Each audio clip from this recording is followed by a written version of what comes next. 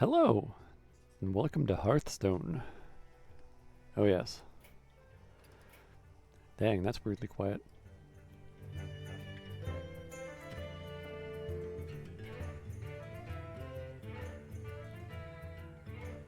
There we go. Yeah, been a very, very long time since I streamed this. Got back into this game recently, and honestly, it's going way better than I thought it would. I ranked gold last season. I'm ranking gold again already. It's pretty easy to get enough good cards to put a decent deck together. So here we are. Got a typically disastrous arena run on the go as well. Those go poorly almost every time though. So I'm going to start it off with mostly tonight's going to be me trying to get more ranks. Gold 9 right now. With my Paladin deck, my other decks are garbage. I just have one. Like I said, I stopped playing for like more than a year and came back. The game constantly gets a little bit more powerful. Even the old cards, they like make them a little bit more powerful too sometimes. Uther versus Garrosh. I am the Horde. I will fight with honor. It makes sense if you want people to keep on buying like the latest stuff. I never spent any money on it though, and I don't plan to. That's part of the challenge to me. I don't want to just buy the very best deck and then kind of just watch it do its thing. I also used to like look at deck formulas and try to mimic them. But this one, yeah, I haven't. It's doing well enough that I don't feel like I need to do that. So I've not confirmed this against any existing formula. It's got like basically the concept of shuffling more dragons into my deck. They cast for free, which seems, you know, pretty powerful. Well met. The War Chief greets you. He's got the prize tickets.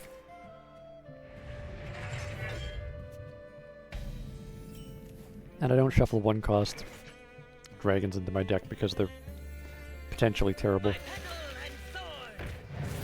Get in the way. So I'll wait till next turn when I imbue this again, the Aegis of Light, and then I'll be shuffling 2-cost dragons into my deck.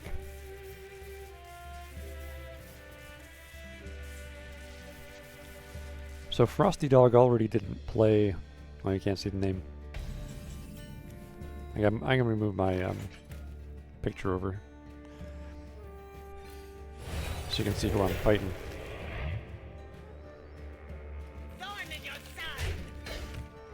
Yeah, 2 free dragons.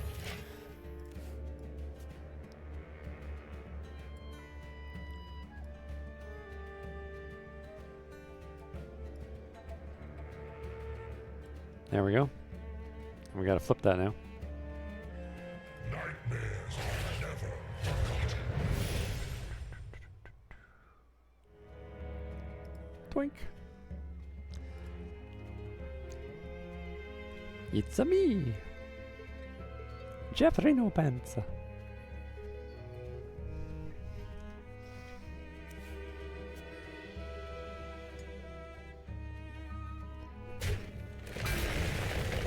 Get that globe in there as much as I can. That's as good as it gets. Alright. Well, I guess I should kill that one.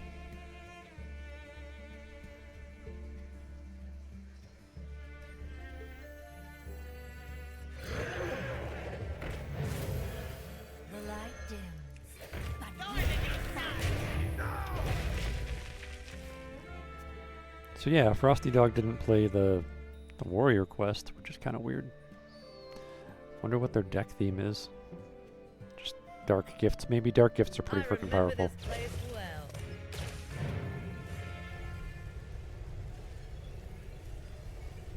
Oh, that's the card with the dark gift, eh?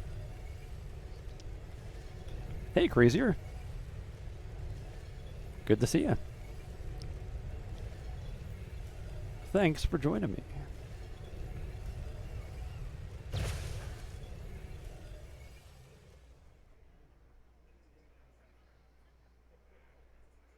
tonight I'm competitively playing cards. Combining my guilty pleasure with my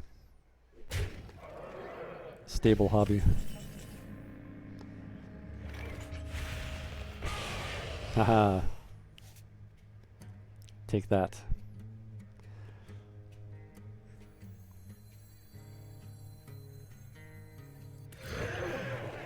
And then some of these.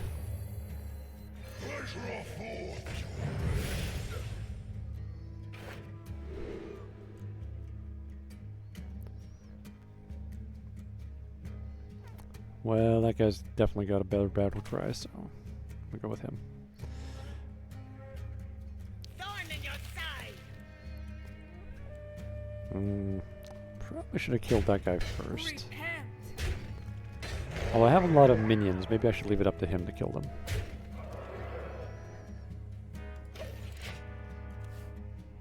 Up to them. The name's Frosty Dog. I shouldn't assume the gender.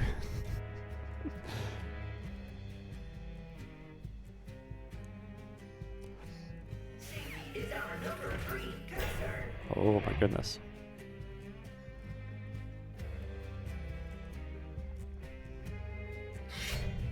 It's quite the testing dummy.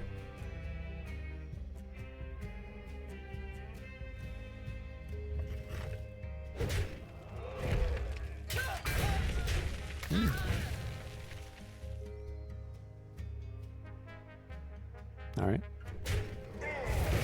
Alright, excellent. I was hoping you would go after my minions.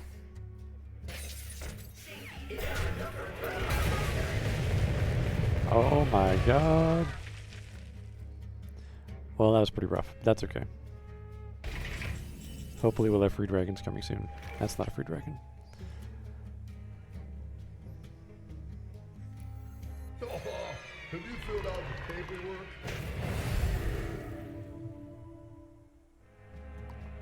Damaging the enemy hero is usually the best, I think.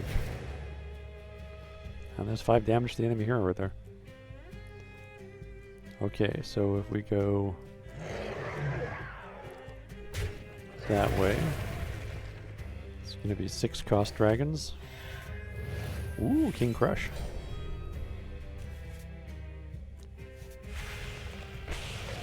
Ah, excellent. That is going to probably kill a few of my minions, though, unfortunately. So I should do this again to spread it out. Yeah.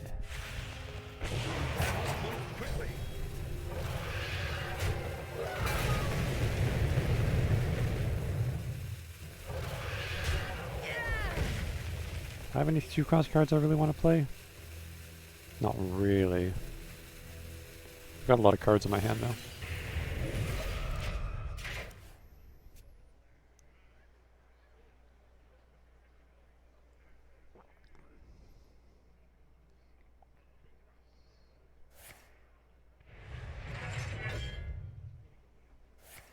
Safety goggles.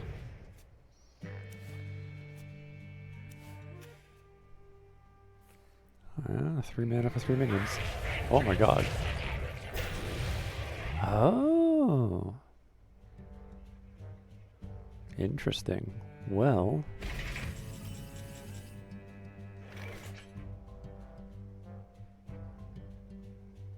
As it so happens, I could just kill that thing.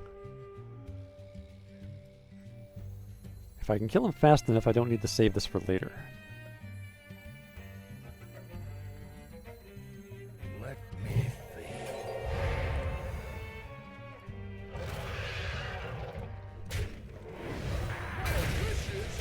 More wishes? No way!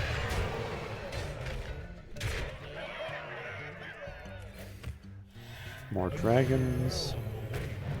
A dragon that draws a dragon. Oh yeah.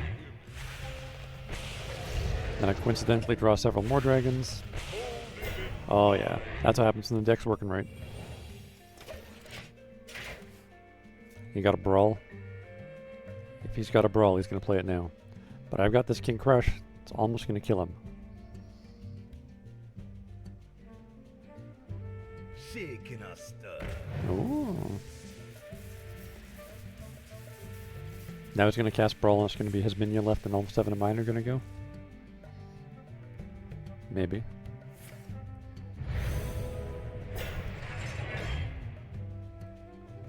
Oh.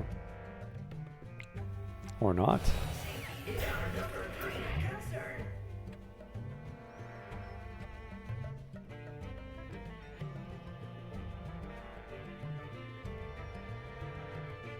I think I might have already won this one. Oh my god. Maybe not. Nope, I think I spoke too soon. Could be worse.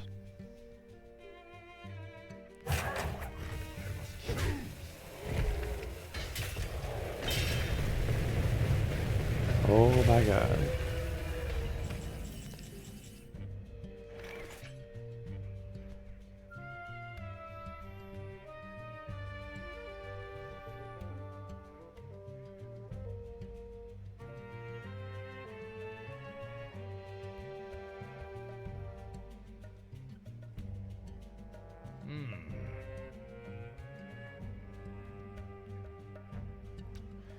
Well, I definitely want to save King Crush. Mini-me!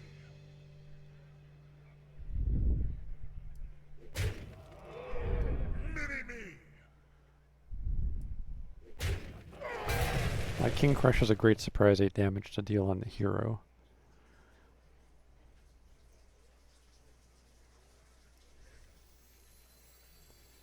I could take out a couple of those guys though. I must move quickly.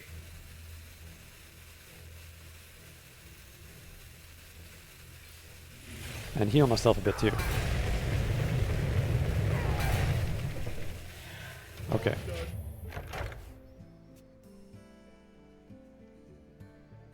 Because this guy here, he casts this thing and it lasts for 3 turns, where I deal 5 damage to 2 enemies.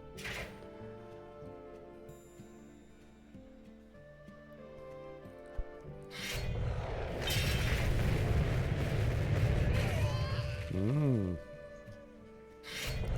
Oh, wow. Ooh. I should have killed that other testing dummy. Those things, I see the theme of the deck now is the testing dummy. Wow.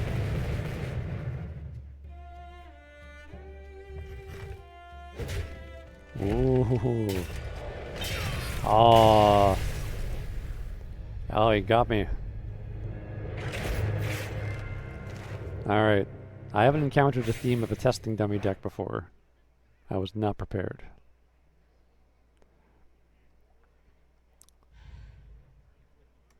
I don't know what to do about that, but I hope to figure it out. Like, the Murloc deck is the cheapest deck I've encountered, but that one is, if I get a good enough draw, I can beat it.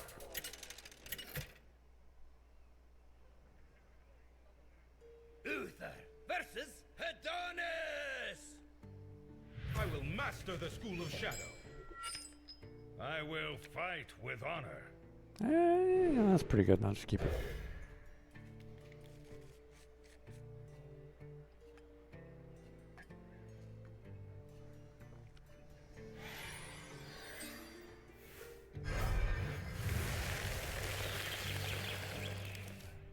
Hi, Dissa1. Hope your school is going well. Well, if my cam was on the left, it would cover up the name of the person I was competing against, and it would cover up the card history over here. Well met. Is my cam on the right side interfering with your setup somehow? I'm a little curious. Mind if I roll me?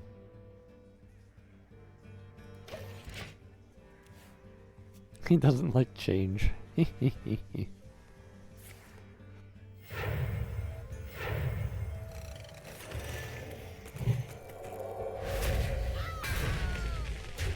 Oh. Interesting choice. Wow.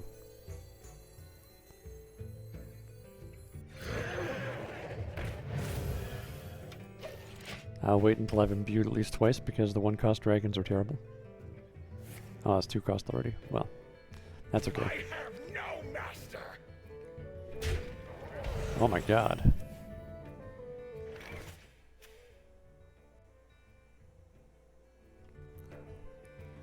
That's an intense spell. Follow the flutter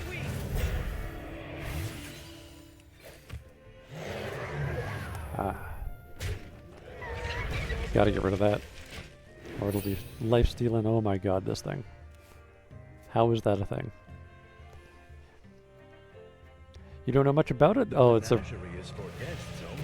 super addictive card game called Hearthstone.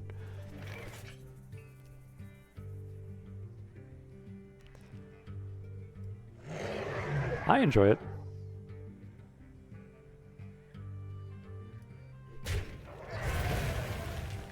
Hmm. Is it like Uno? No, not really. It's a little bit more like Magic the Gathering a little bit, except you don't have to draw mana. The mana just kind of appears as you play.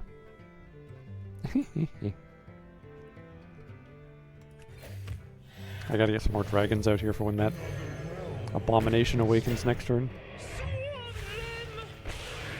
It's ridiculous.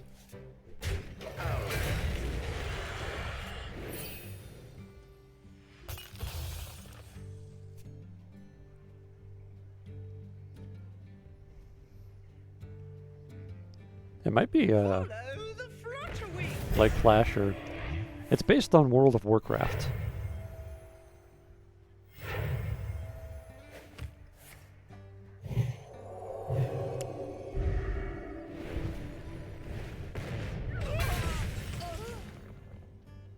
Jeez.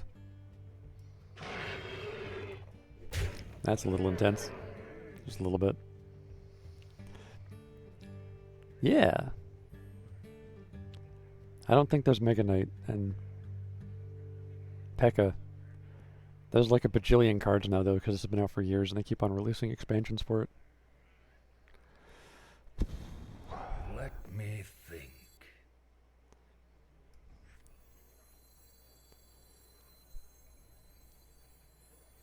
Follow the flutter wing. The light dims, but we fight.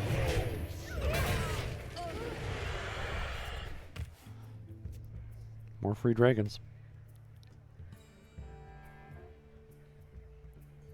Follow the flutter wing.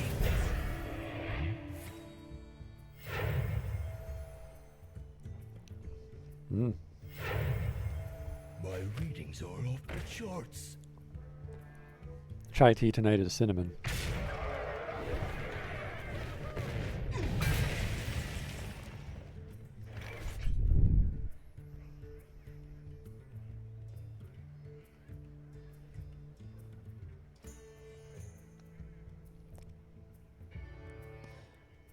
Hmm. Get the cheese wielder. Let me think. Might as well.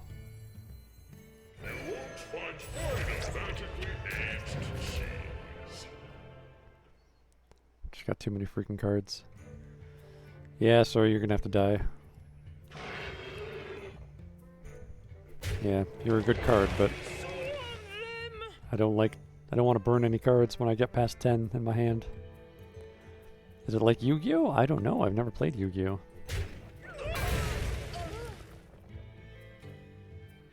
I must move quickly.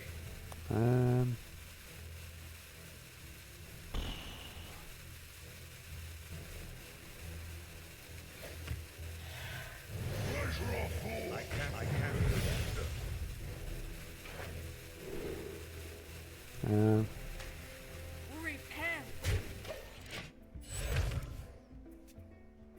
Just have too many freaking cards right now. By petal and Gotta get them out. RuneScape? I played a little bit of RuneScape. It's pretty good. It was a bit like World of Warcraft. the future is clear. Your demise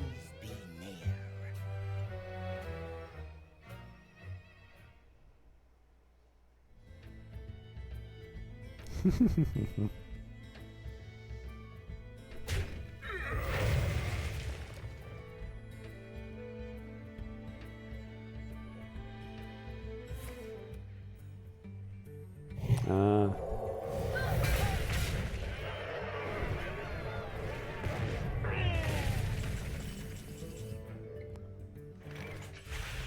Stand strong, children.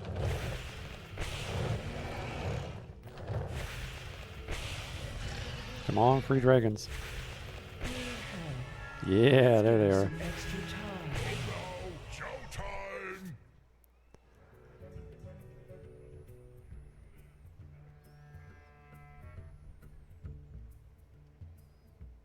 Hmm.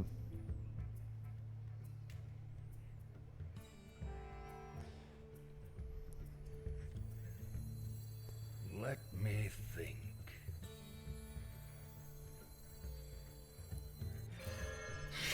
For justice! Oh, it's not gonna work. Not gonna lie, I'm in trouble. Wretched rights!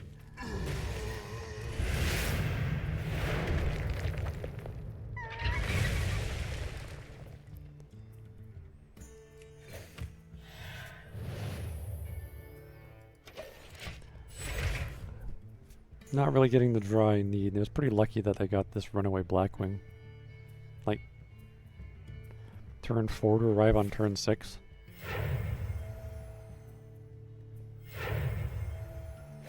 He just has to do like 2 more damage to me in 1 turn before I can do this thing. Because this thing I'll get 10 health back.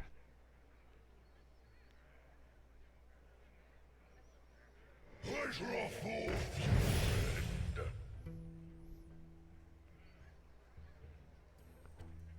This, down here and up there, that's the health. You have all the components of a success. This is the mana crystals. Oh, they probably mean that they have some way to kill me. Like do 2 more damage to me. Yeah, the one cost potion's probably going to be able to do 2 damage to me. This pack is almost over.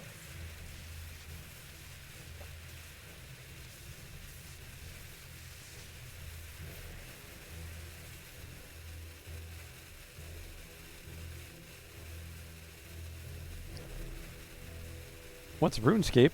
It's a little bit like World of Warcraft, but also not really.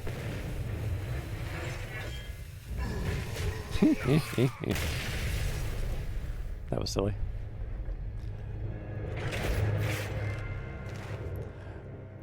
But I lost. Still gold, but number 10. Yeah, it's a very much like a role-playing game. But it's also like you can get up a lot of skills like you would have in like Skyrim. It's from like above, behind. It's not. It's old. Yeah, they upgraded it though a few years ago, so it doesn't look so old anymore.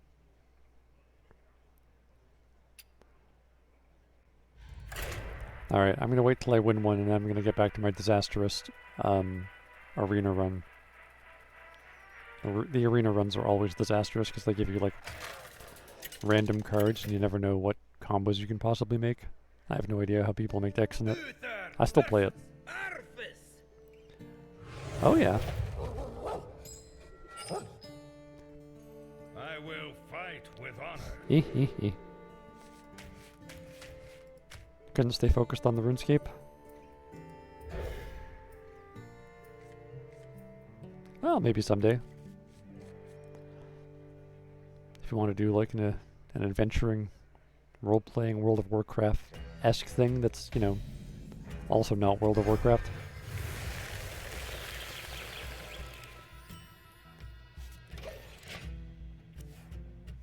Oh, it's a doggo. That's interesting.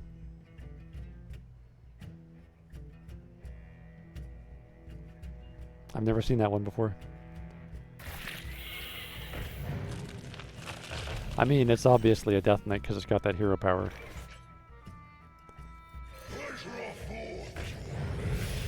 Come on, big dark gift. Those aren't the biggest ones.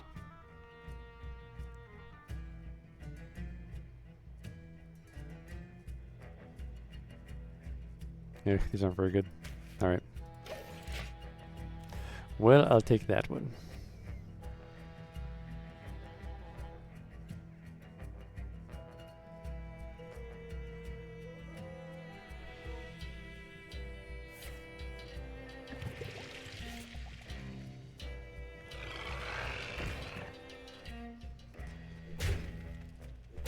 Have any of you all played Skyrim at all?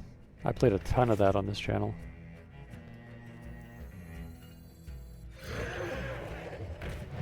It's pretty epic by the classic definition.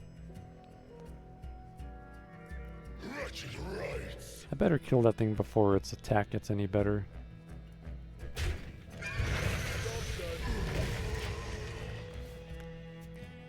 No, you haven't?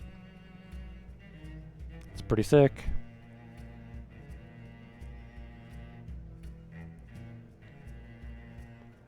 Where's Kylie? Probably studying or something.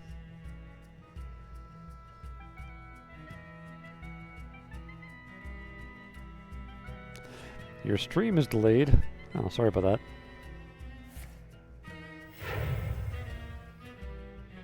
I remember this place well. Oh. Well, showering is important. I like to shower in the evenings. Don't sleep very well if I'm, like, not clean. So I can relate.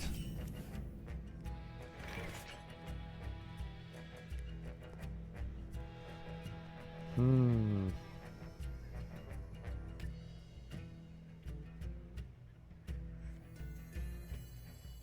My petal and sword.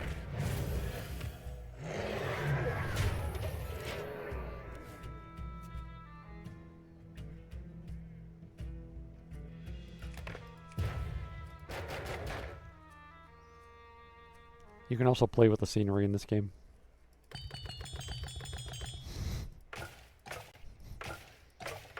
In case you're bored while the other person's thinking.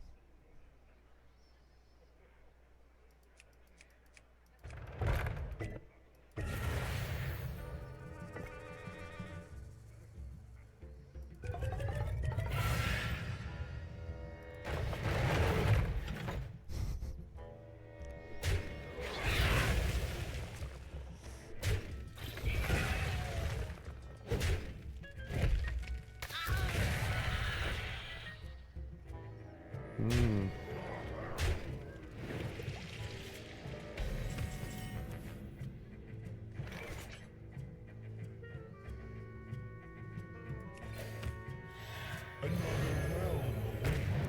This and the dragon?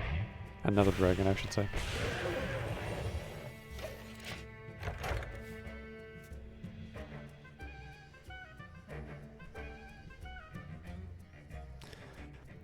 Well, if I have one dragon left next turn.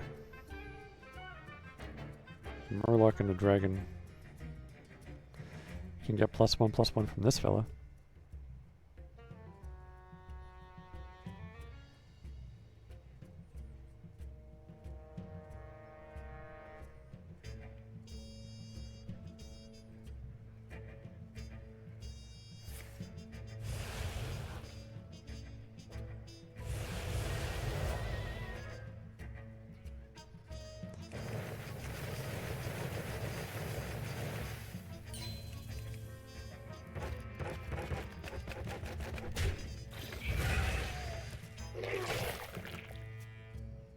Ew, leeches.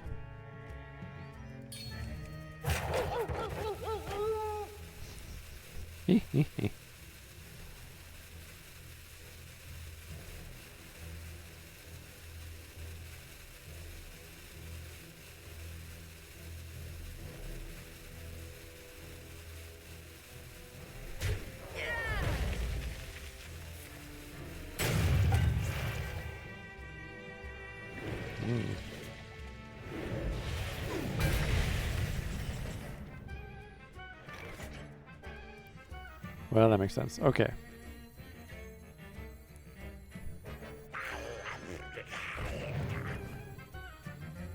Need a drink?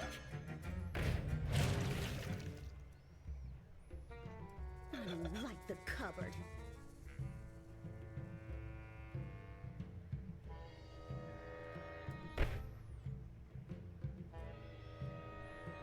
Hmm.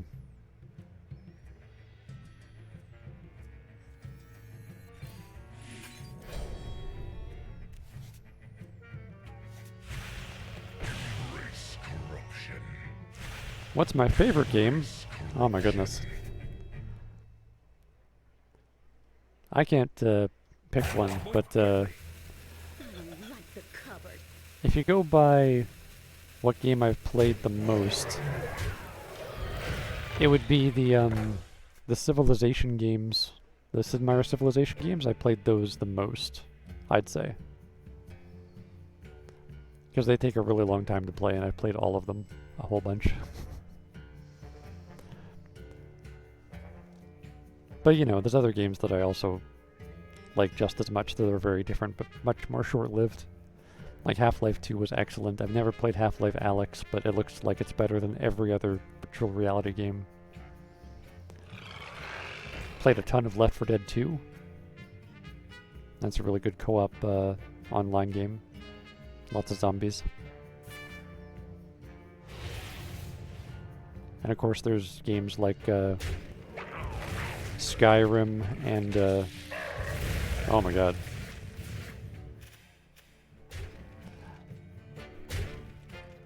And Oblivion. And the Fallout games, those are all really cool.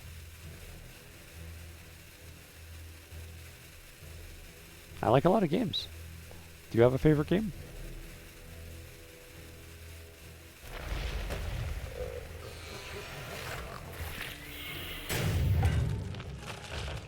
Minecraft?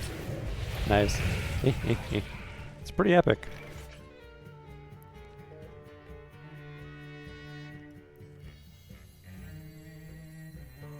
Follow the flutter wing.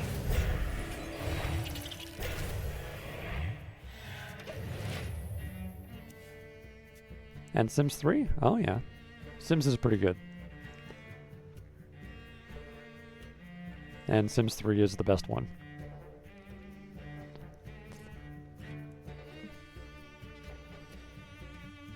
They're all pretty good though.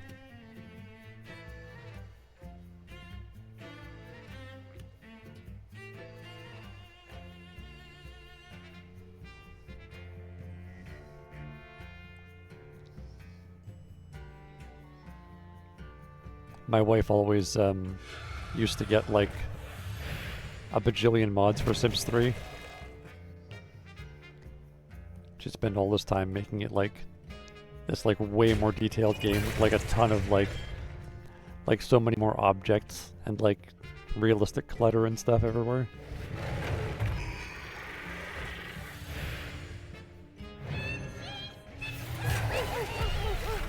Oof.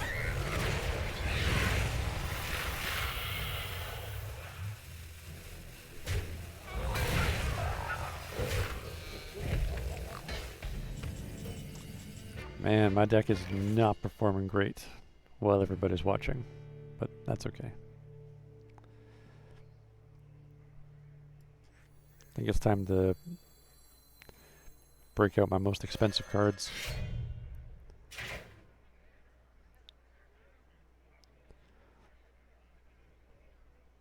Oh, I guess they could get some higher cost dragons too. By petal and sword.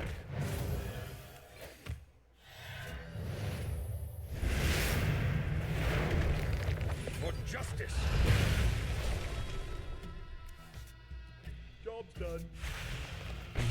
Confine yourself to food.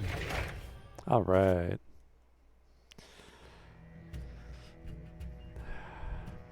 Still might win this one.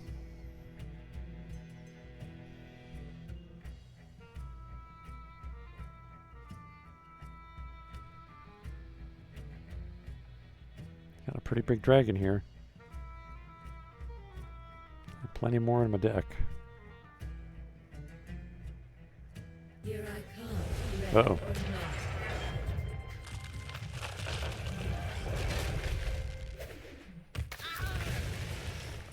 Holy jeez. Well, that's okay. Because this combo is going to kill both those things. Sorry, not this yeah, this combo. This plus Renewing Flames.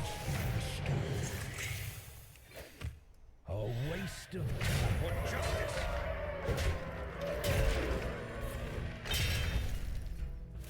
time. Haha, take that, High Queens. I'll see you in heck.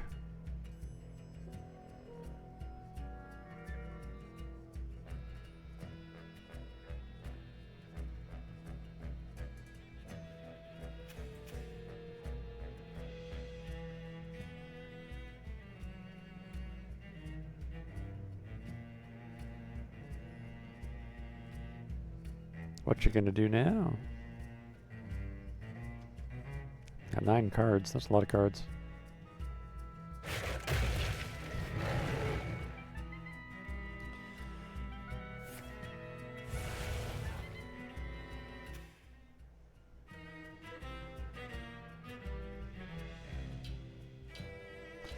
Whenever I play Sims, I can't resist but do it really, really weird.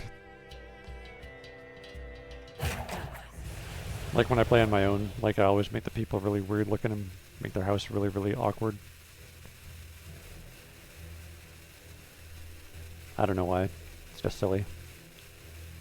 They just carry on. They just live their lives anyway.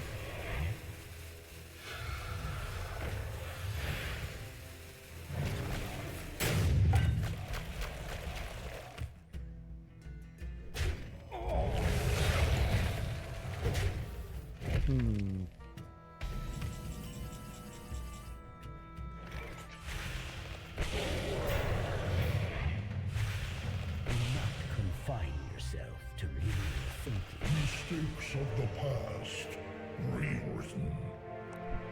Yeah, that's what happens when the deck's working right. Okay, so got a whole lot of dragons. Kind of want to make sure. Yeah, I'll do 2 damage to everybody over there.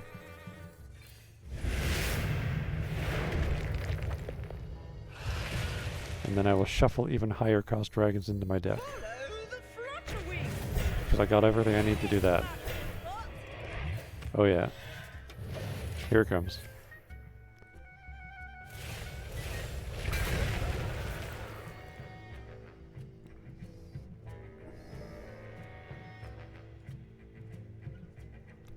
Much like Magic the Gathering, you need to get a good draw on That this, is enough. but they did not have anything to counter that. I like how you don't have to draw the mana. It just kind of gets taken care of.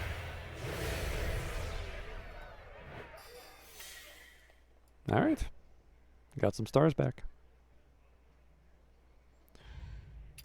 Alright. So... Oh, I got a little bit of gold.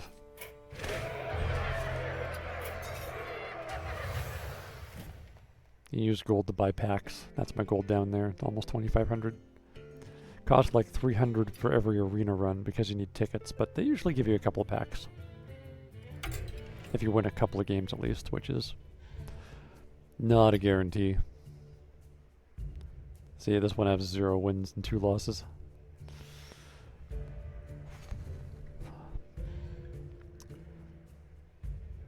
Rather than retire though, I think I will see if I can win more.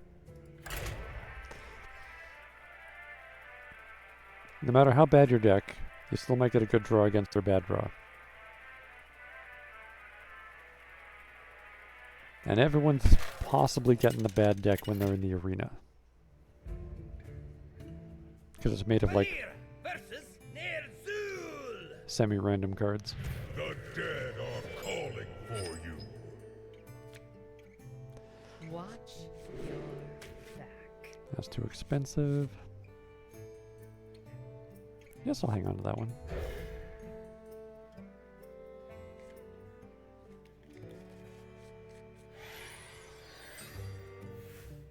The pleasure is mine.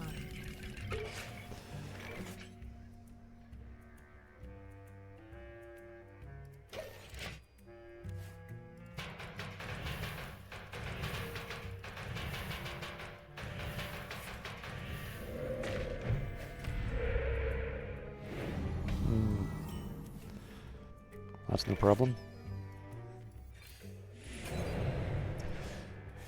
Free ninjas for later. Hopefully I draw those.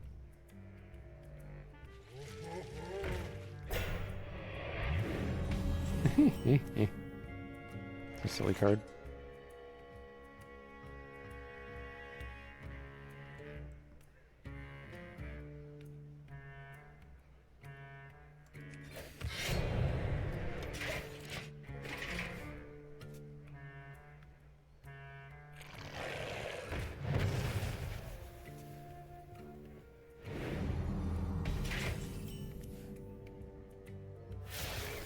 Oh, free ninja. Nice. Okay.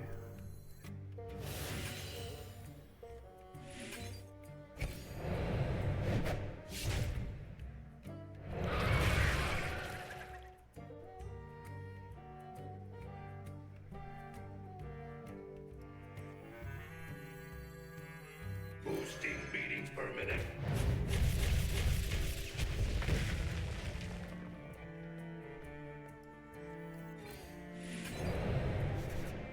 Couple of random spells from another class, and they're not terrible. That's good. Sometimes they're totally unusable.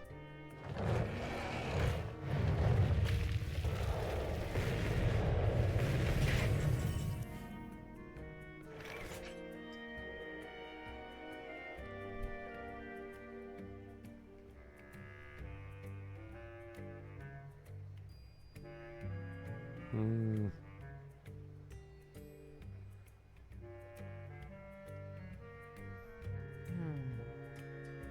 Fight like so! Spinning on fire. Well, these guys are kind of done for. Set it down, and I'll sign it up.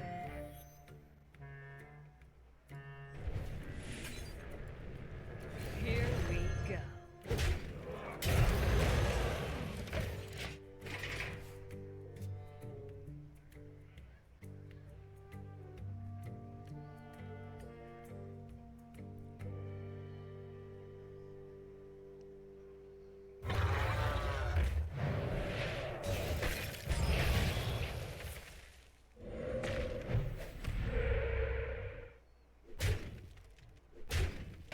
Mm.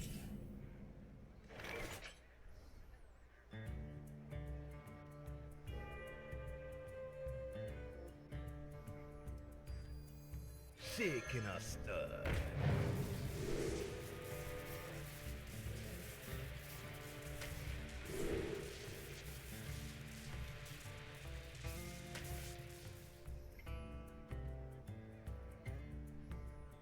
Here we go.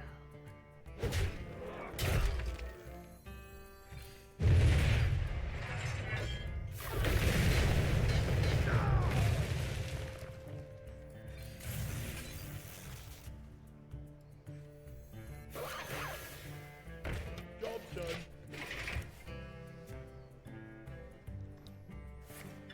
It's not going terrible. I'll mop the floor with you. The more you struggle, the better.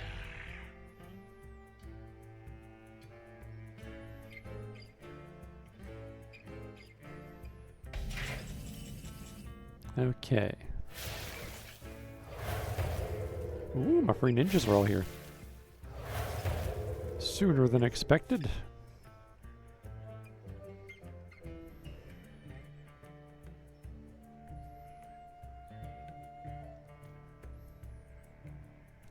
They can do to them what they did to me. That's always nice.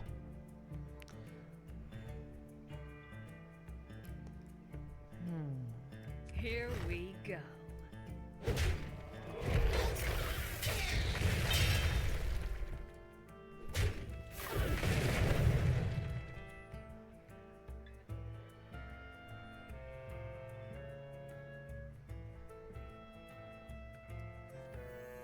The demon seed grows in power.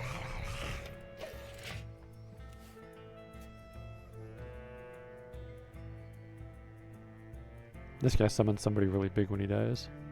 Are you gonna silence him? Yeah. Turn him into a frog with no abilities. You can only have 2 of each card in your deck.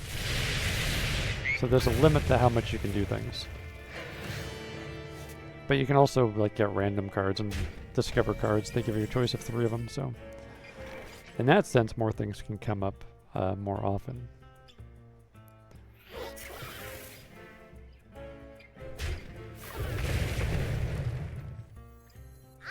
Take the anchor.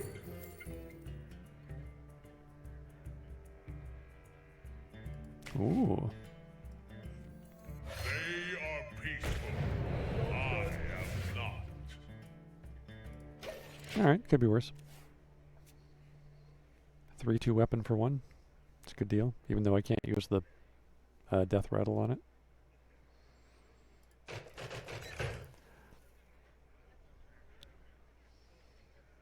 The tutorial never goes away on this game, it's always there. I might be able to turn it off, but I like having it because there's a lot of abilities. Because the game's been around for a long time.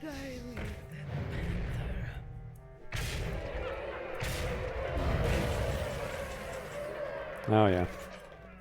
I found your panther.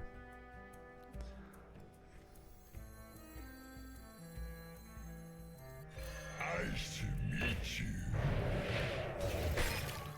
Do not fear. Corruption contained.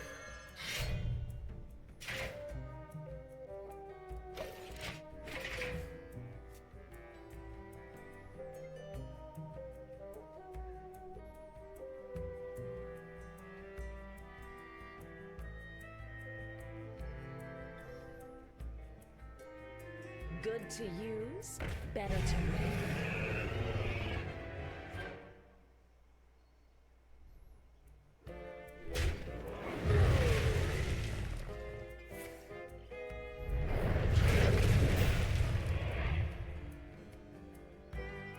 Well, that wasn't the very good 8-cost minion.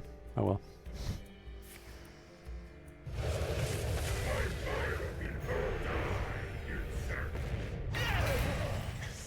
What the heck?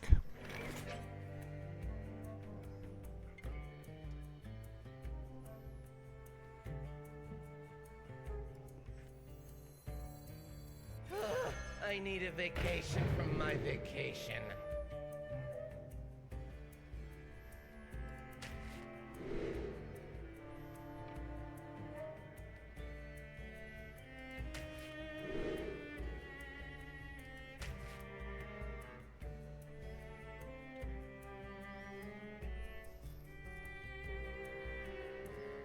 Hmm.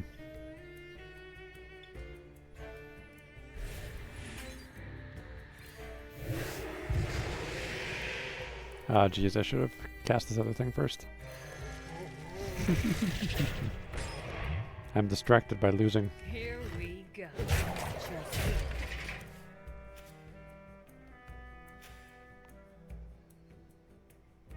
I don't think it would have helped me if I played that first, though.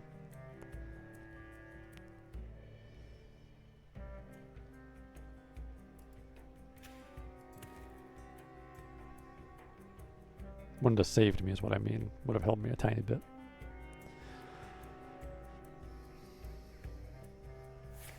Like, it's not going to take a lot for him to kill me at this point, unfortunately.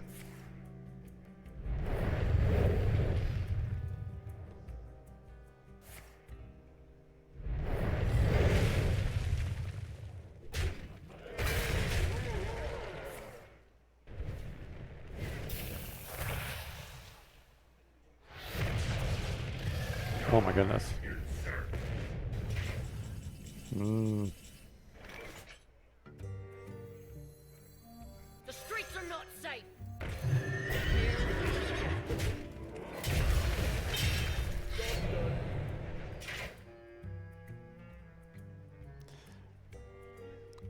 Yeah. Unless they've really badly misplayed this, I'm just going to lose now.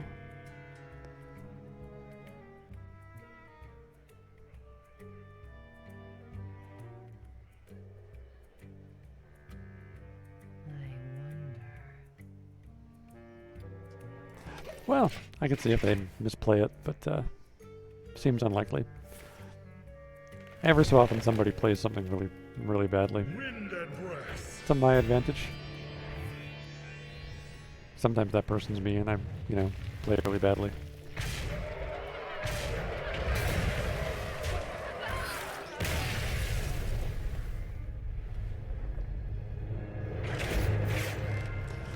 And so ends another disastrous arena run. I still got a reward for playing more games. Also, sometimes I do win, like, a bunch of games in the arena. Like, I think I've done 9 a few times. Never made it to 12, which is the maximum you can win. At least you get 2 packs, even if you don't win anything.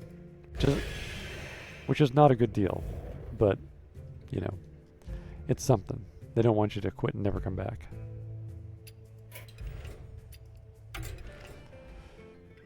Should we see what we got? No, you know what? It's been an hour. I need to take a 5-minute break, stretch my legs, get some water, and we'll be back with some more Hearthstone.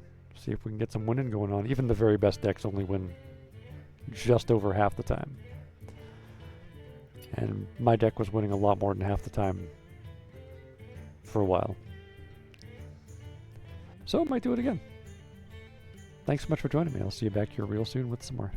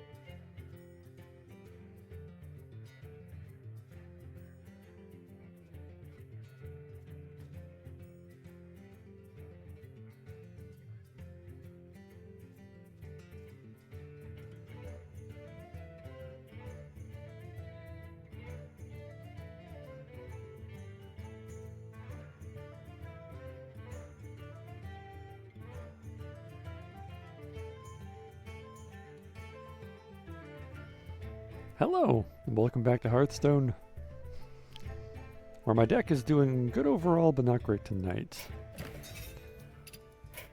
And I just got a couple more decks from these quests. Sorry.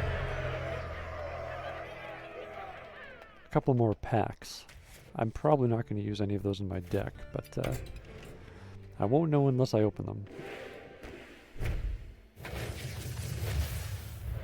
Thanks, Crazier. Dog goes to you as well.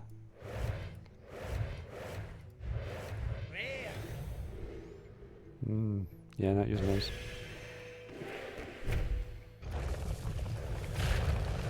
In theory, if I keep getting packs, I'll be close to making another deck of some kind.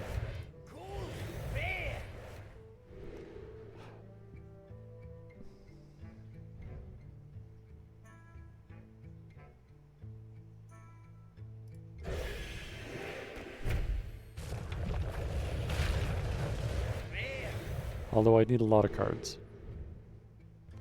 And then I have to craft probably some legendary cards to build the deck around. Unless I already had at least one or two legendaries that would work.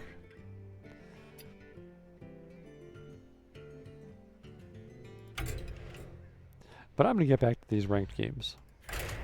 See if I can do better than... I think I got to like gold 7 last season using this deck.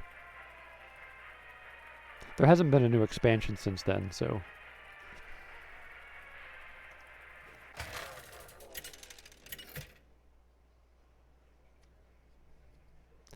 Uther versus Chandris. Let's get going. I will fight with honor. They say they always try to match you to somebody of a suitable skill, and I'm thinking what they mean is they need to slow down your winning and make you lose a bit to make you want to play more. Because if you just win, it's not fun, or if you just lose, it's not fun. But most games like this reward you for playing for longer. So I think if you have a good enough deck, you might just get better ranked the longer you play. I hope my deck's good enough. The only way to find out is to keep playing, so that's another way they kind of keep you playing, I guess. Oh, Blizzard, you're so addictive.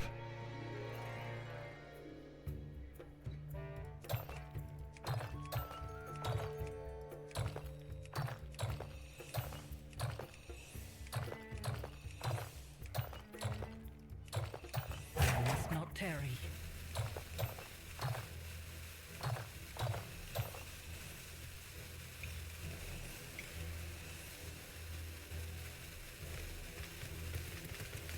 What's wrong with Terry?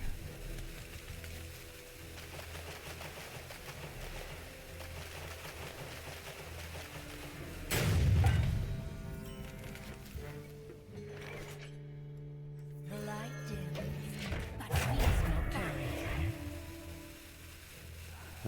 tarry. They're here. Oh, and they've got the warrior quest. Okay. Hmm. Okay, well, I can just... Oh, it's one cost dragons. Repent. I didn't mean to do that. Oh, hi, just a one. Welcome back.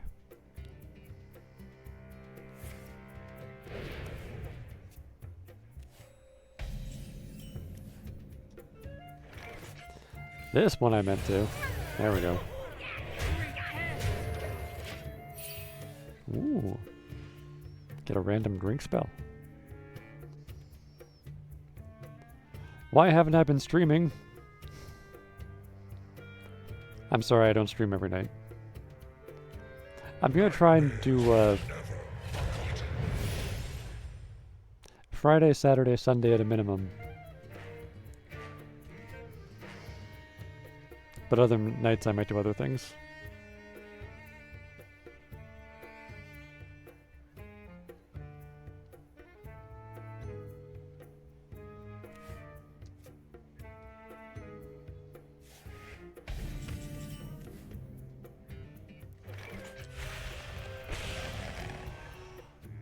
Thanks for wanting to see me stream. I appreciate it. By petal and sword. Yeah, me too. Repent.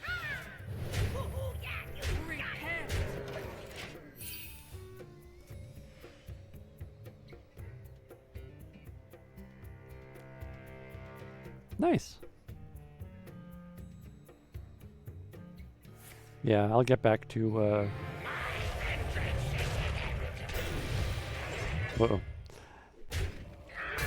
I'll get back to Fallout 76, and we also gotta finish, SteamWorld Heist. I got a feeling we're almost done that one. Horror comes prepared.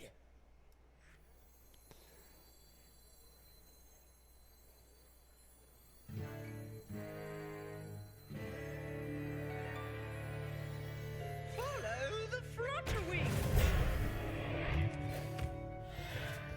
Gonna wait till I get some kind of combo to get that taken out. I guess I can see what my drinks are.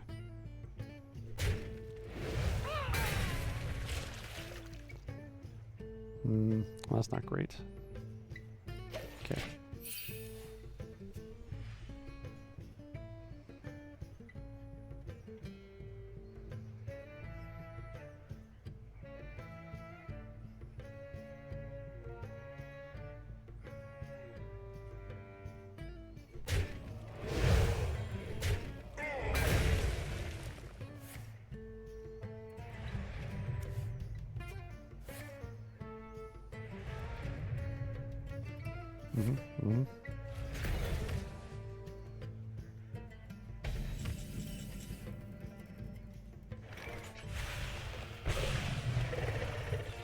There we go, that'll do it. It's a little bit of a waste, but oh well. This thing's a pretty significant problem. TBH. The light dims, but we fight.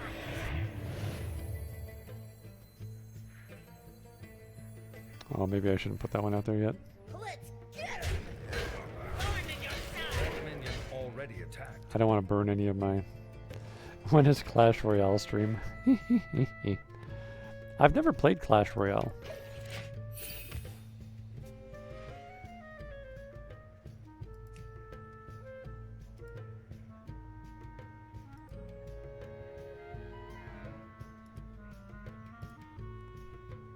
But it's good, you say?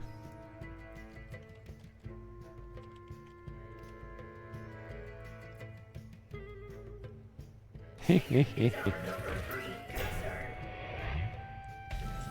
pretty easy and fun. It's one of them. Is it one of them tap games? Oh yeah. Let's get him. Well, I kind of wanted to kill off some of my minions anyway.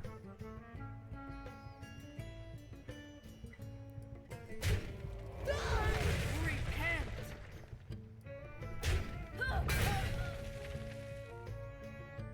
Repent. It's on mobile and PC. Oh.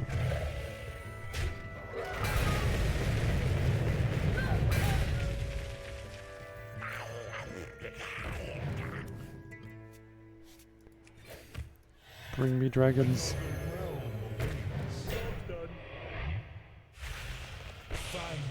Ooh, that's a good one.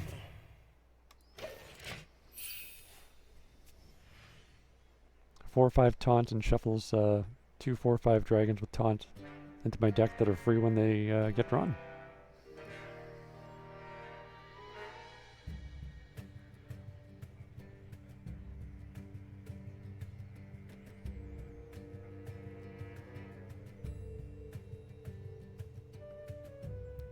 Four more turns till they get the big bad.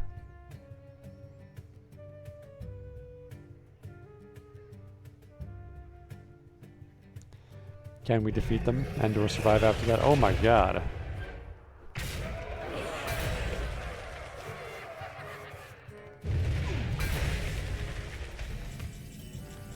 Well, that's horrifying.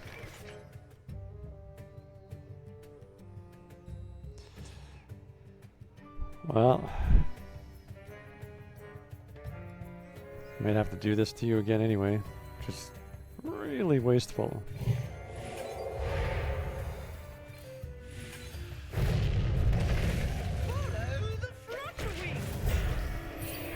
Missed the mark. Hope they don't have anything worse than that, because that's all my change all the health to 1 cards.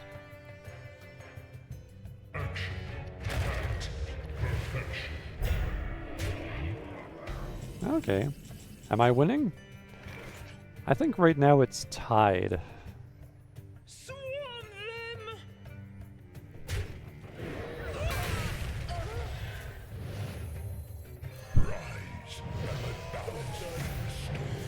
Like, Incredible. like it's anybody's game. I played a pretty powerful combo just now.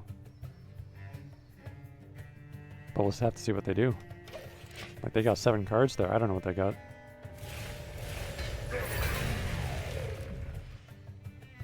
We're both at about 30 health. In 2 turns, they get a really powerful card that's gonna, like, turn the tide of the game quite a bit. I've been shuffling a lot of dragons into my deck that are free when they're drawn. Oh my god.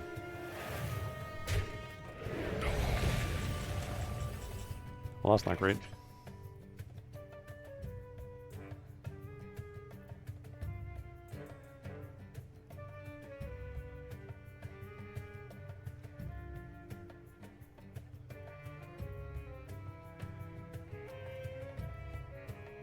Let me think.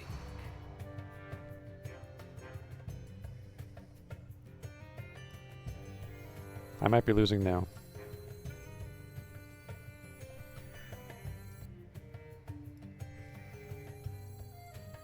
Alright, Numelia, you're going in. You've done well.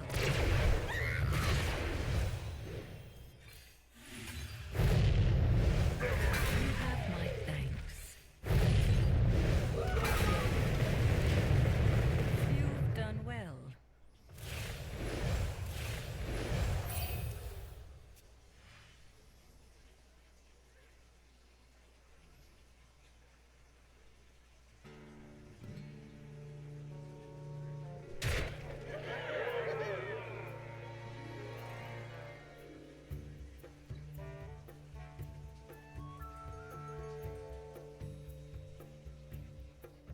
Yeah, I'm thinking about it.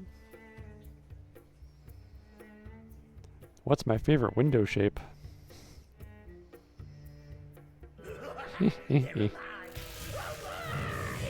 I never thought about favorite shape. Jeez. They have some overly powerful cards. I don't think I have a way to counter them. I like all the different dice shapes for D&D. Druids of Azeroth, gods of the wild, the dream beckons. Like 10-sided objects and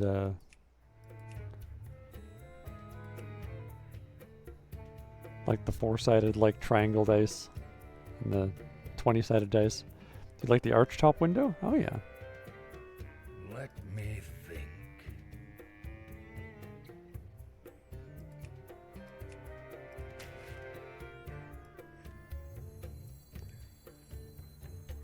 I think I might be done for. Forces of nightmare.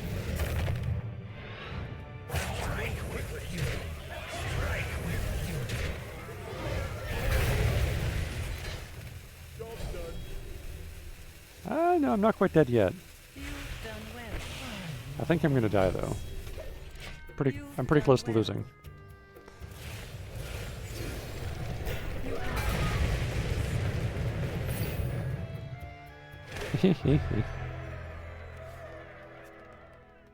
What's my favorite season?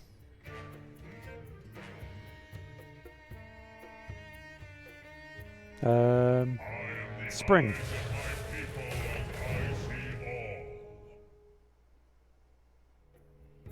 Yours summer? Nice.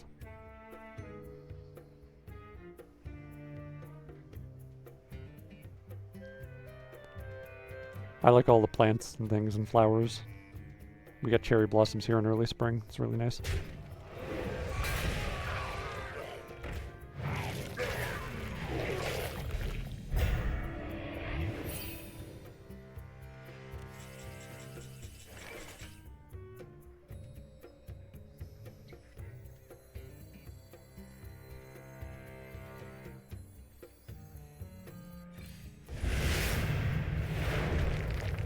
Your birthday is in summer? Oh, yeah. My birthday is also in summer.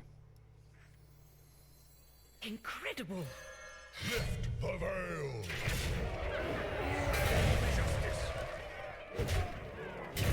You have my thanks. Pleasure aforth.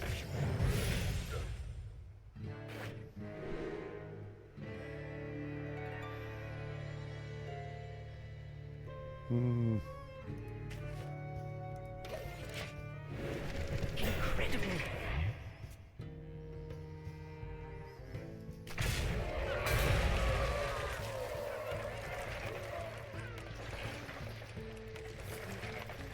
You've done well.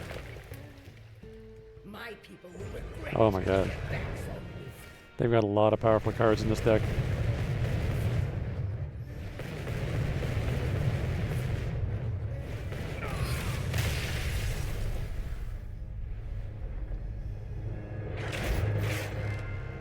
Oof. Well, every time we lose one, it's more likely we're going to win one. Because they're going to put us against somebody easier.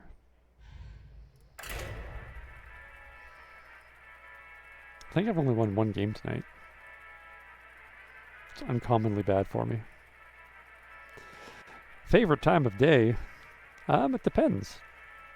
Like, there was a time in my life when I really liked the early morning. Now I'm just too tired.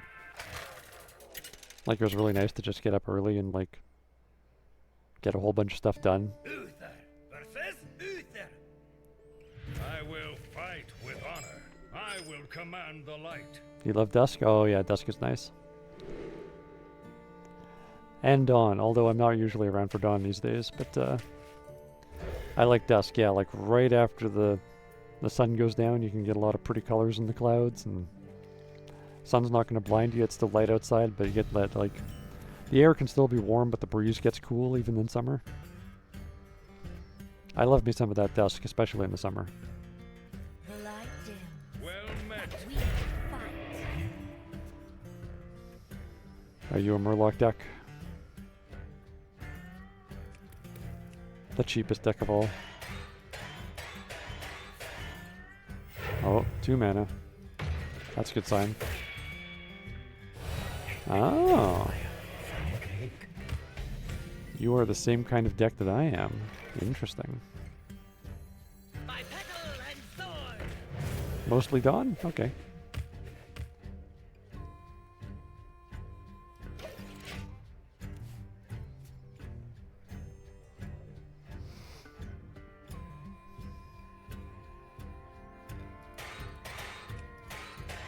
I used to see a lot of nice sunrises.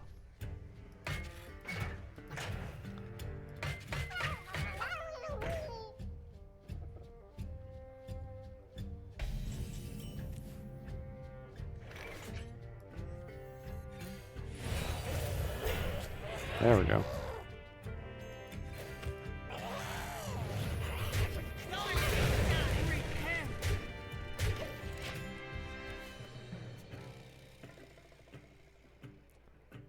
It's going to come down to a lot of luck since it's the same kind of deck as mine.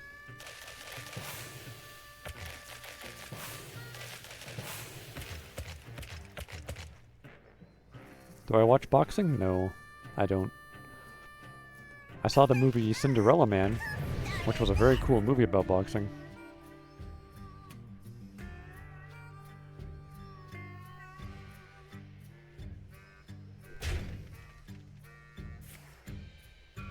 Well, I gotta get rid of that thing. It's got lifesteal.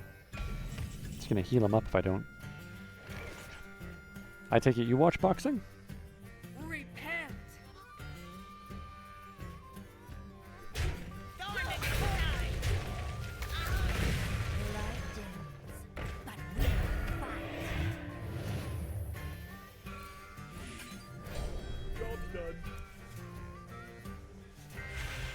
Canelo and Crawford fight on Saturday. Those names mean nothing to me, but I hope it's exciting.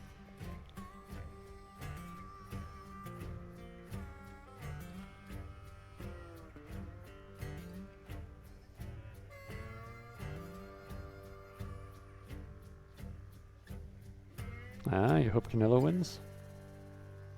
Alright. Well, good luck.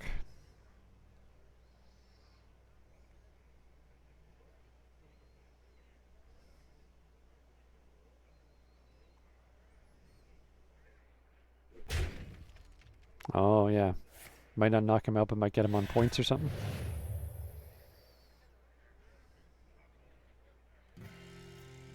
Or are most matches won by knockout these days?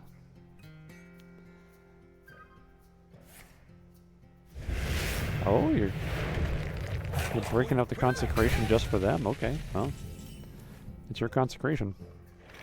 I'm not going to break that out to get some more freaking dragons out here.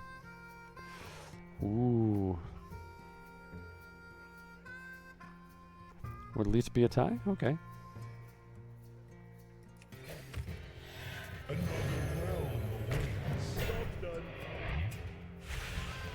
Normally, normally I would have gone with the Flutterwing, but bringing out more dragons when I have a dragon that gives them +1/+1. Can't resist that.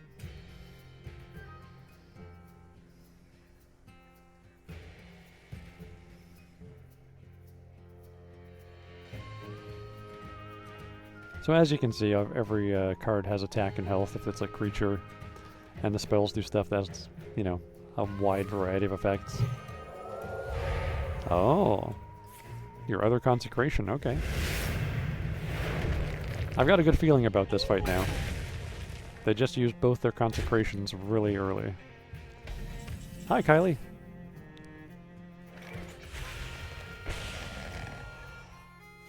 Good to see you. Thanks for dropping by. Follow the Flutterwing.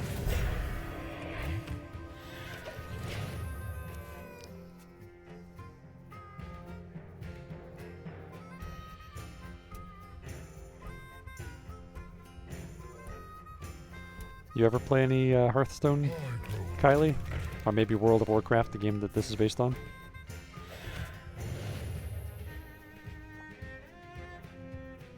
Oh yeah, no worries, Kylie. School's important, good for you for giving it priority.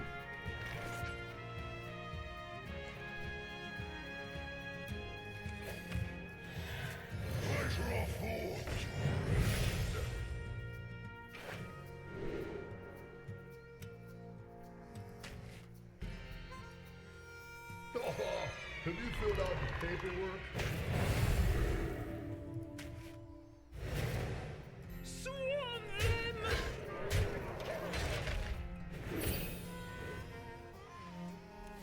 them. This game is Hearthstone. It's a card game based on World of Warcraft. It's kind of like Magic the Gathering, only like your mana just kind of shows up. You don't have to draw your magic and play it as a card. Mistakes of the past rewritten. You play minions. They've got attack and health. Taunt minions block your hero. Your hero's got health. Lots of spells and stuff. Lots of fancy creatures and silly creatures.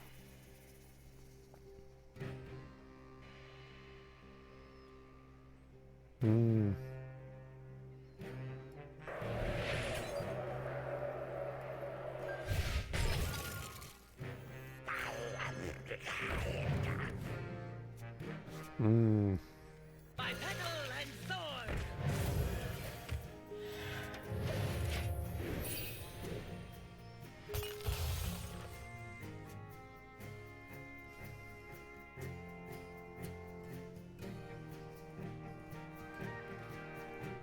Ooh, you're only on 1-cost dragons.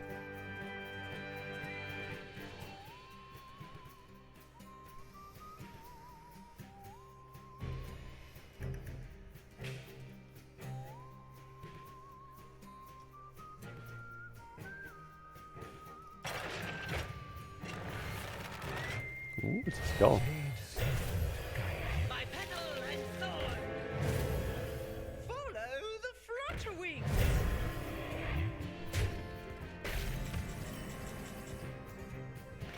I think I might have to do that board clearing maneuver.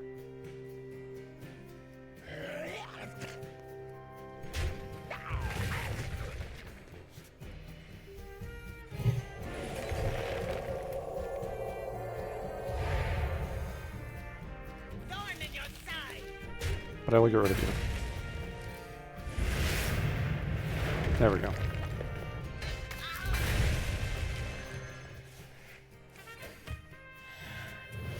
Pleasure of force.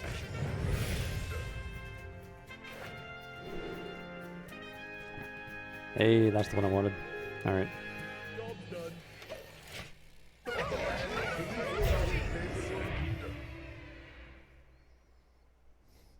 And there's those minions that they put 2 turns into the future 2 turns ago.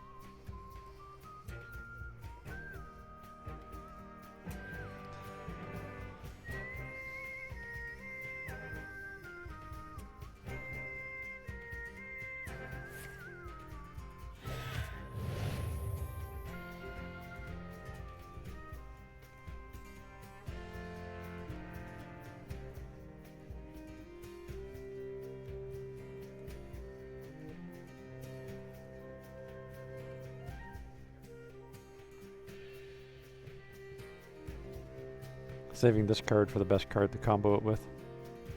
You can only have 2 of each card in your deck. Bird. I must move quickly.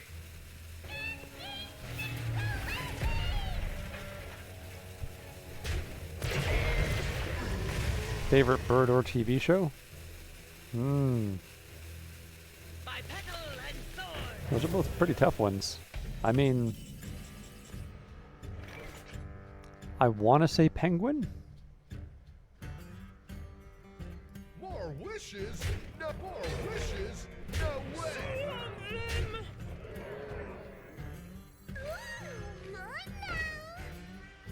Like, I think it's really cool that it swims and they're also really chill. Have a really great personality. For justice. But I mean, they don't fly, and that's like one of the coolest things about birds too, though. Now,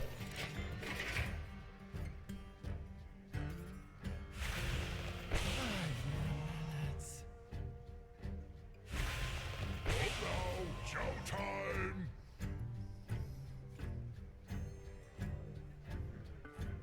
Druids of Azeroth, gods of the wild, the dream beckons. For favorite TV show, like I want to say, like there's a whole lot that are fantastic. Like the first 5 seasons of Game of Thrones, not the last 3 seasons. Forces of nightmare. Just excellent stuff. And that Loki TV show. It was like a Marvel. It was basically like a Marvel movie.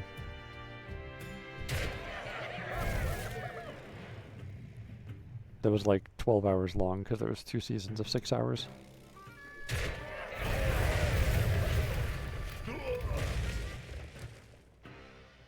The light dim. I must move quickly. Breaking Bad was like super intense and really well put together.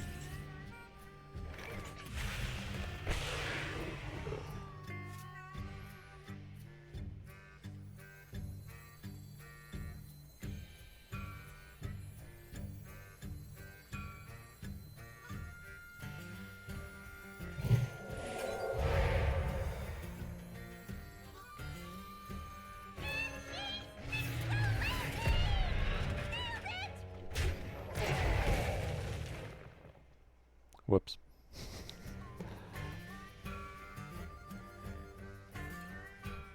Didn't do that exactly as I wanted. For justice.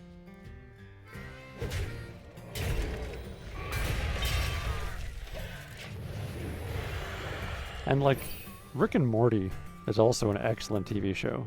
It's freaking hilarious if you can be in the mood for that sort of thing. I love that it's very science fiction-y while being really funny.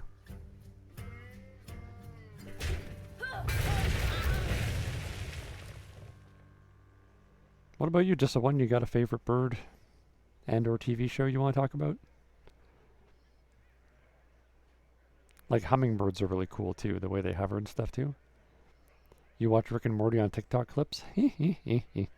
I do not watch TikTok. I watched it a couple times and I'm nervous about what it does to my attention span.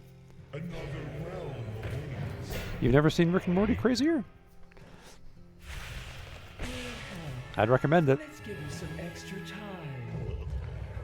Oh, that Harley Quinn TV show? It's got like an all-star cast and it's really funny.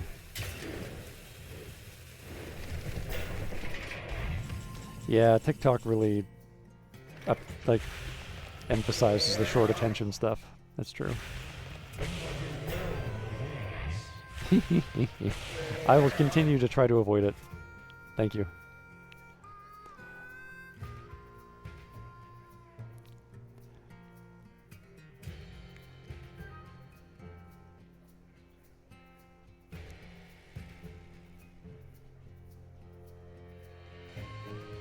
Let me think.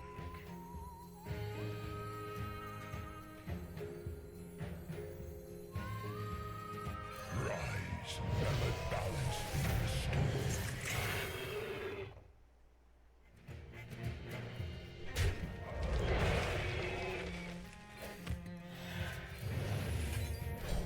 Job's done. Whoops. I should wait to see if this Dragon's Head Rush. Can't even read anymore? Oh.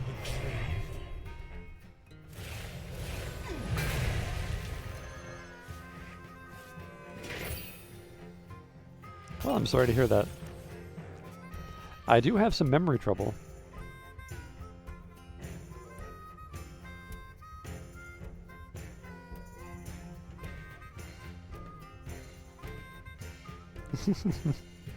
Or pay attention to rules and directions. Jeepers.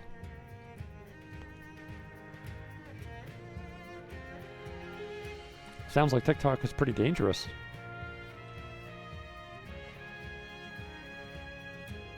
The government keeps on talking about how it's like the Chinese government might be spying, but I mean, sounds like they don't need to in order for it to be bad for people.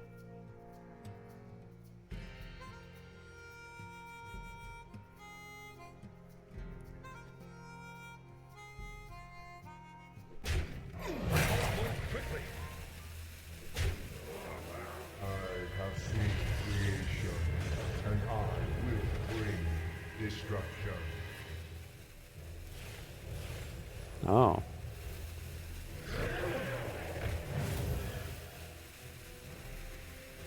Okay, well I have a counter for this anyway. And I'm not dead yet. So there's that.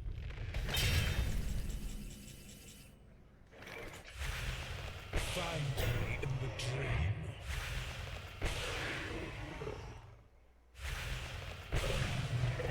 dream. Yeah, free dragons.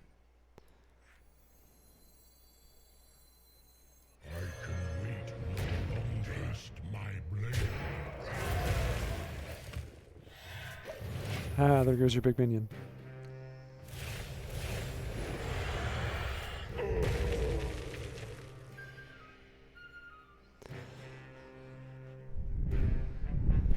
They still have 10 mana. They got 6 cards in their hand. This ain't over yet. Depends on what they have. I like to watch all the birds from my balcony. Like, there's mostly just seagulls. And even though they're like weirdly noisy, they're pretty cool. You know, they still fly around everywhere, which is neat. And there's also I can see geese. Well played. Oh, they've lost. Okay. Well played. Many from one. Taste my blade. And whenever possible, I like to kill them myself. Seems more honorable somehow. Oh, The victory is yours. oh, I was gonna kill you with my hammer, but no, they wanted to quit. All right, so that's 2 we've won. Still not back to where we started. But yeah, sometimes I get to see little finches too. Favorite dog breed? Oh. If I had to pick a favorite, I'd say Chihuahua. I've only ever actually owned one dog, and she was a senior Yorkshire Terrier who was 11 years old when we adopted her. She was toothless. She had been abused. She had serious cognitive issues. Her smell, eyesight, and hearing was actually like a bit worse than a human's. And she lived for another 8 years after we got her because we were so careful. And it didn't matter that she was feisty because she didn't have any teeth. So we had to cut up her food really, really small. We were really happy with her. She was like super moody. But it was really adorable. Like she would like have those times of vulnerability, like when she came to bed she would like cuddle with us and stuff, which is really nice. She would walk herself around the apartment, and we had a pee pad for her to pee because she hated walking outside. She only wanted to walk outside like on her own somewhere, and we couldn't do that because like a large bird could carry her off because she was like 3 pounds and had no teeth. So when we went for walks, we carried her, and she would walk herself around the apartment for exercise. She would go on patrol. Yeah, she was a great dog. It was really nice to have her. I really enjoyed having her for the whole time that we did. Like, I should share some pictures of her in the Discord. She's always filthy, though, like, because she would, like, have a serious panic attack and, like, think you were trying to kill her whenever you'd groomed her, and we were worried that she was, like, because she was senior already and already had, like, some serious, like, cognitive issues from some sort of, I don't know. She was either born special or something, like, specialed her pretty seriously to the head at some point. So we hardly ever groomed her, and she was fine with that, so we became totally fine with that. But yeah, her tongue was always hanging out constantly because it was too big, and she didn't have any teeth. And like, you know how dogs come running when you call them? Like, she'd be walking around the apartment, and we call her, we'd be like, baby, baby, and she comes over to the door to the bedroom, or like the room you're in, and she doesn't come over to you. She just stands there and stares at you like, what? And you're like, I love you, baby. And she's like, ugh, like walks off. Like, you called me over for that. Oh, man. And it just so adorable. Did not, yeah, like if you pet her, she would always like lick you back. Like it had to be mutual or something.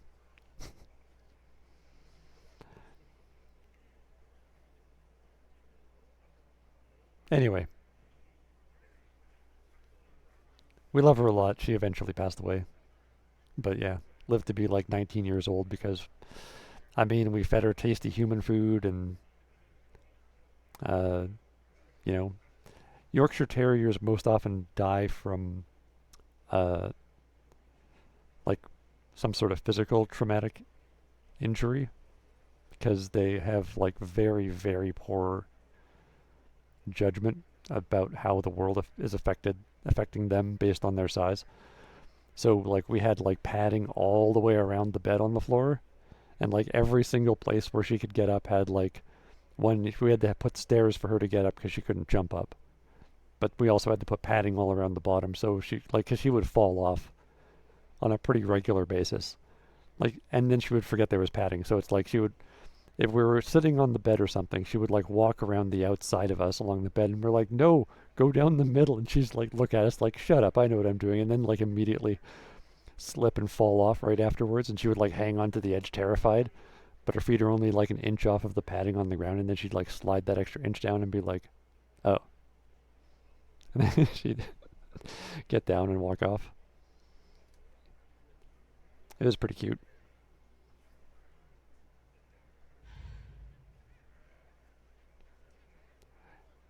She was absolutely food obsessed. Like, she would go, like, absolutely insane for, like, if we told her we were going to get French fries or, like, hash browns. Like, those were her favorite. But she loved a lot of food. Like, she would totally lose it for, like, this kind of cat treat that was, like, mostly artificial color and, like, liver flavored. Oh yeah, we want to get another dog someday. The next one's, I think, going to be a Chihuahua. Thinking of naming like a little Chihuahua and name it Spartacus. Sparky for short. But I want to name it Spartacus for long so I can be like, I love you, Spartacus. Like in the movie. Yes, the certified hash brown moment where the tiny dog loses her shit. Like she would like, her back legs would be pushing in like towards the hash brown and she'd be trying to be good to get the tasty food by pushing back with her front paws. And she'd be like shaking because like her back legs were trying to like make her launch and she'd like catch herself and push herself back down. And her tongue would be going like mad because she couldn't stop salivating. And it only ever licked like one side. Like she probably had a stroke before we got her. That was one of the theories anyway.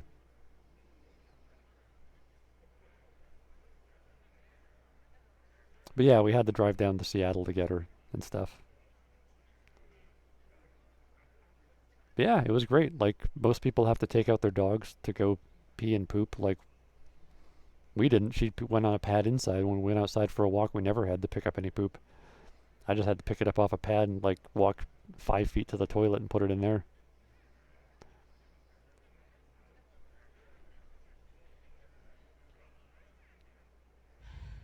So yeah, we went for walks with her whenever we wanted to. And sometimes we get weird comments from people like, oh look, the dog's walking the people. And it's like, no, you know, that's actually usually the case. Usually the dog forces the people to go for a walk. Whereas in this case, we get to choose when we go because she goes pee and poo inside on, you know, a pad like a puppy. But we couldn't crate train her because she was like so horribly traumatized by something. Whenever we tried to crate train her, she would always pee and poo right where she slept as part of her like traumatic response. So like about less than a year after getting her, my wife stopped working, and that actually helped a lot because like she would pee and poo like right where she slept, even if we left like a huge amount of space for her. But if we were both gone, she would think that she was being abandoned again in some sort of like whatever scenario she was in when she was little. But yeah, no idea what any of that was like because, you know, dogs can't talk, and the shelter people didn't know she was like abandoned at a groomer's. So nobody knew what her life was like before. And for a long time, she didn't trust us. Like, she would, like, walk past, like, the room we were in and, like, give us the stink eye, like this tiny little dog, like 3 pounds, like just with her tongue hanging out. Like, she'd walk up to the doorway and be like,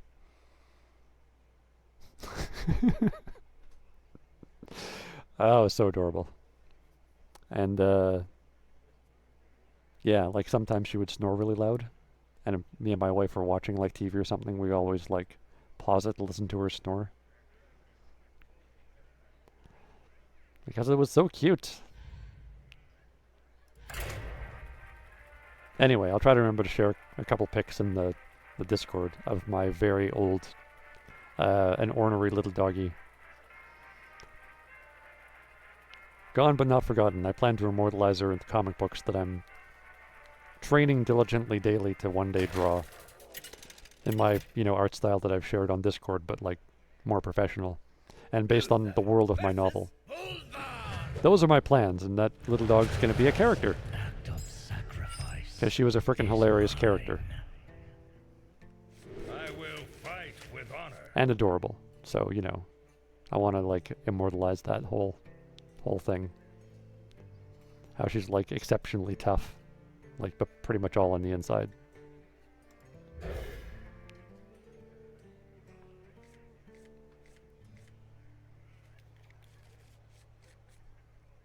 That is a terrible draw. I mean, it's a terrible starting hand. I hope I draw better cards.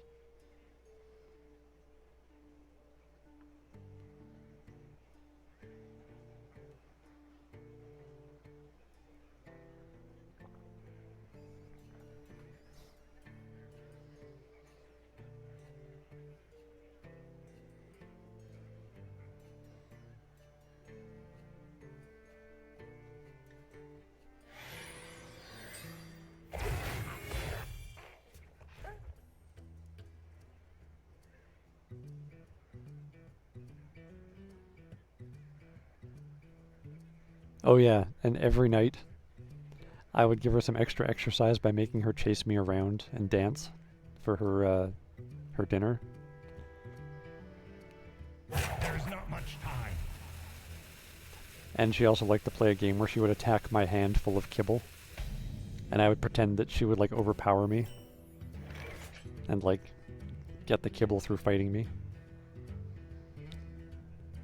It was great.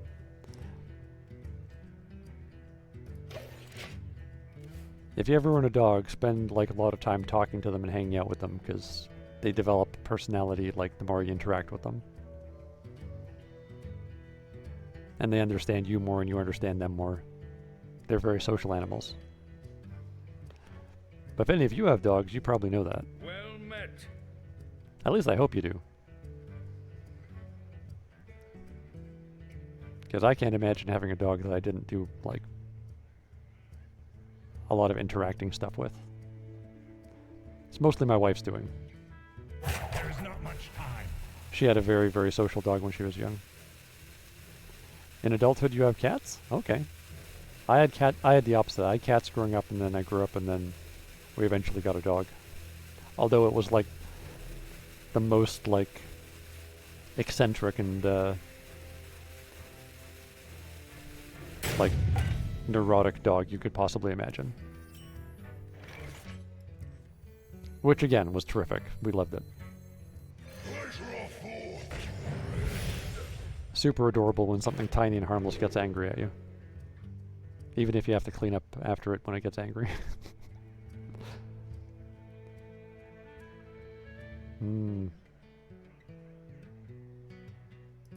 I guess that one. There's not much time. Although this person might have connection issues because they haven't played in 2 turns.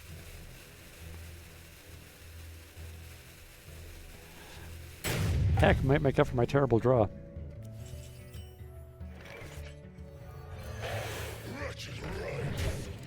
There's not much time. Cool animated avatar they got, though. Probably cost them some real money.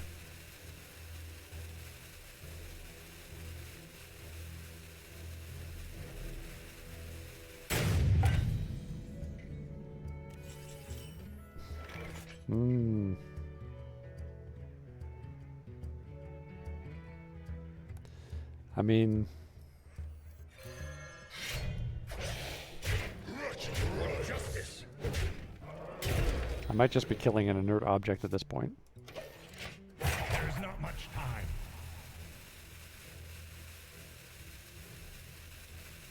Like, if they come back now, they might just quit because I'm like a couple turns ahead. Even though my draw, like, my first hand wasn't great. It was pretty terrible. Pretty bad.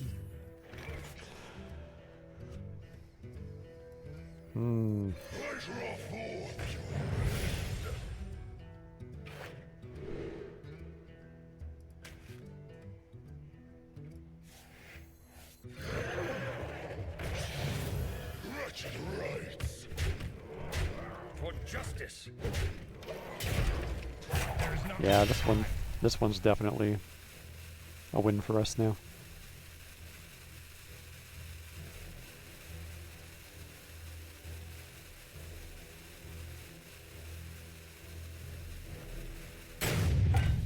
I don't feel great about it. This doesn't happen very often.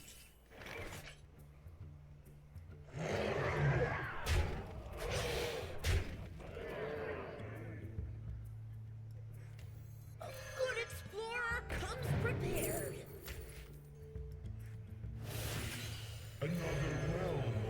Play some minions just for the heck of it.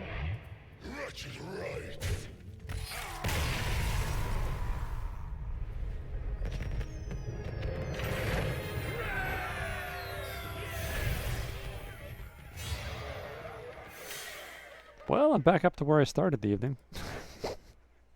And it just took me 2 hours. Alright. I have been streaming for another hour, so we are going to take a 5-minute break. Get some water, stretch our legs. Hope you're all doing real well. I really appreciate seeing you. Thanks so much for joining me for some Hearthstone. We'll get back to our regular Fallout 76 and the end of SteamWorld Heist, and then, you know, so many other games.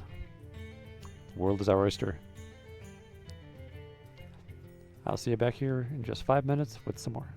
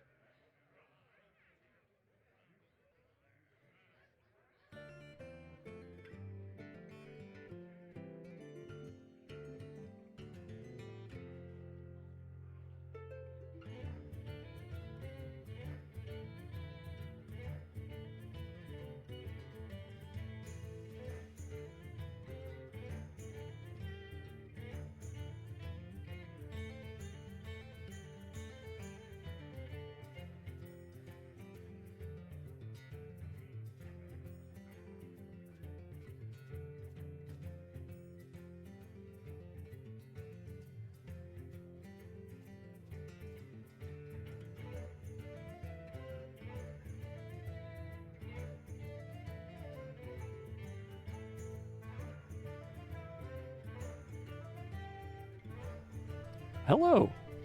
Welcome back to some Hearthstone. Got some more water.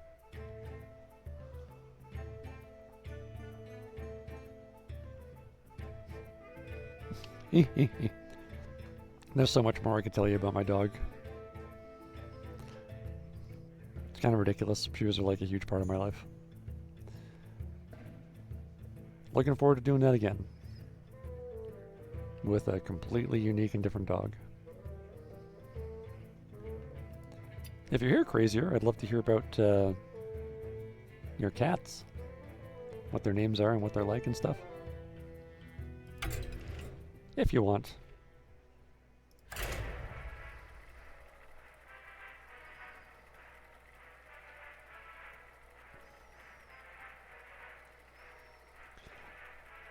For many years, our dog never barked. Like another sign that she was abused, probably. My wife taught her to bark. So that she could express herself.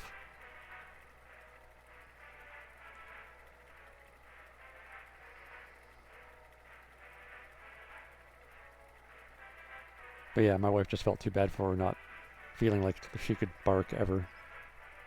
So she had to teach her how to do it.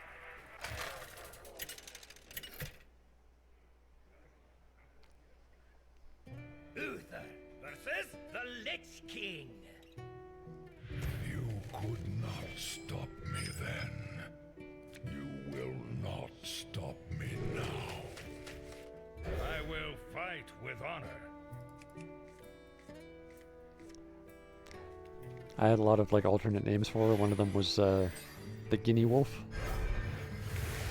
Like a guinea pig, because she would always scramble whenever you picked her up. Like she'd scramble with her legs. And she would grunt. Like instead of ever barking or whining, that's all she would do is she would get really close and make very quiet grunting sounds. You had to listen carefully, but you could hear her saying Well,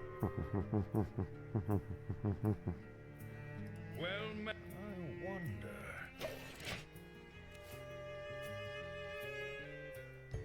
Anyway, so much more. Again, that's why I wanted to put her into a comic that I could draw out a bunch of things.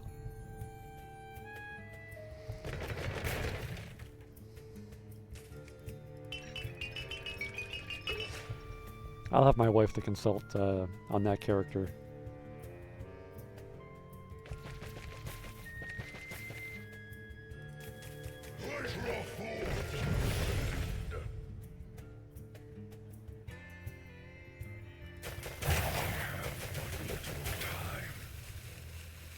I hope I can stick with all those habits and make all those things a reality someday.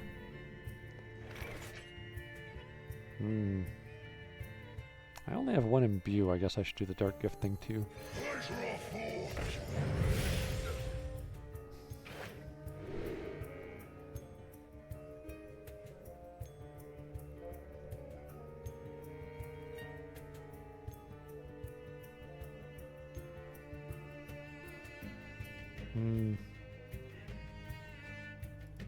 Sure.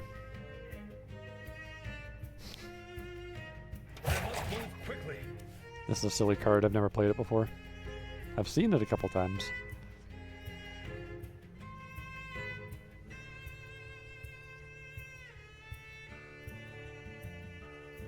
In theory, get a giant beast out of it, but they might just kill it with a kill one thing card. They'll know it's coming. This isn't real metal.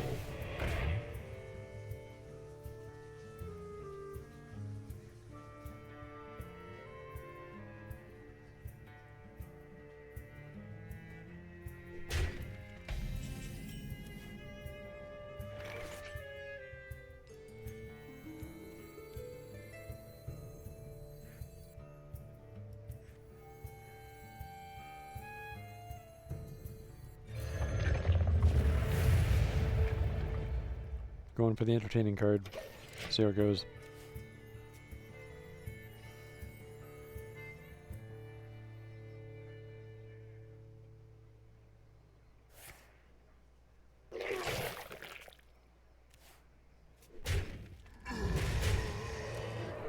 Ugh, leeches. So gross.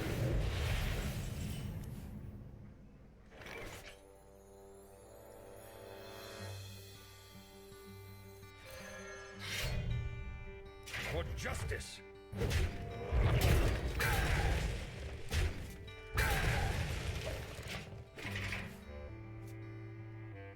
Ew.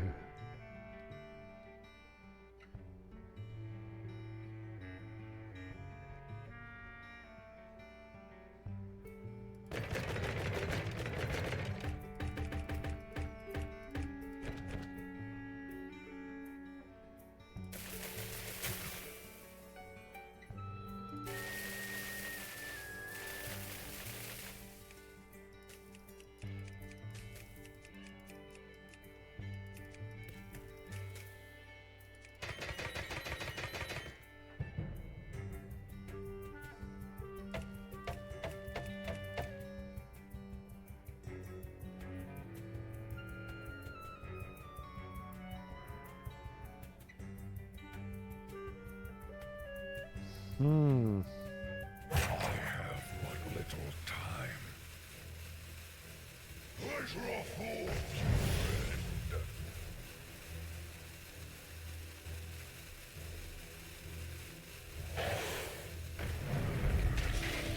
Aw.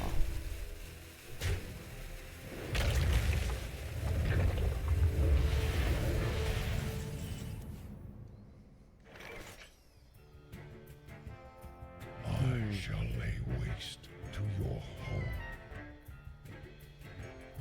Well, we'll see.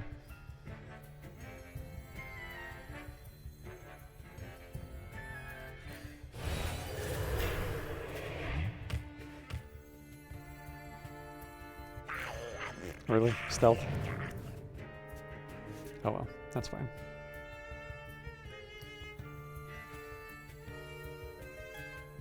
The light dim. For justice. We fight. Okay.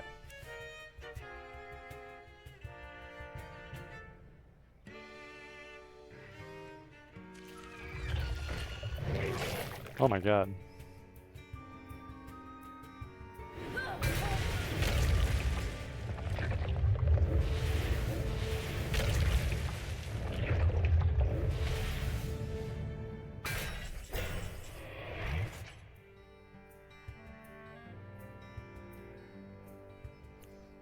Hi, Dissa1.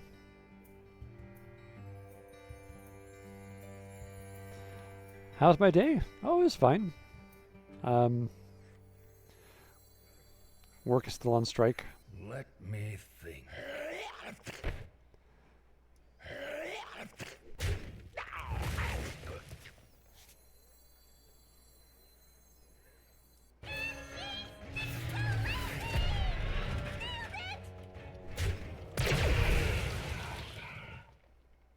For justice.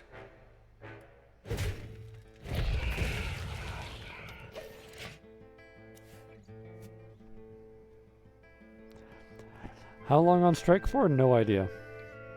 Until they give us a raise that's close to the cost of living, because rent is... Like, if I had to leave my place, I could not afford to live anywhere. Like, rent has gone up so much. Nothing can catch my hounds. Like, I don't even know if the raise they could give us would even make up for that.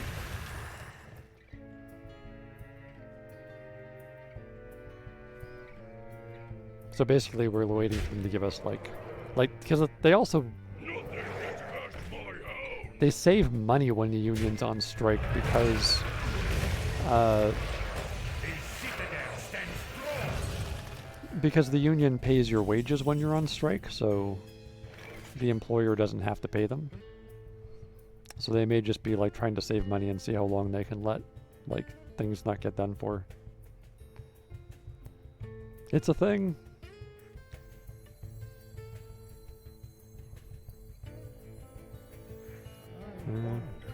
By petal and sword!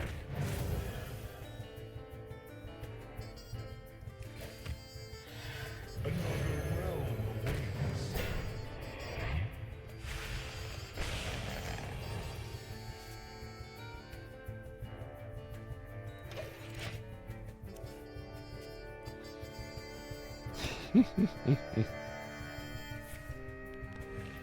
Do I not work? Oh, actually, I have been writing articles and letters. Because I've got that really kind of, I don't want to say unique perspective, but it's not a common perspective. I'm able to describe like the importance of what we do and why it's important. You know, that people have like a living wage and that sort of thing.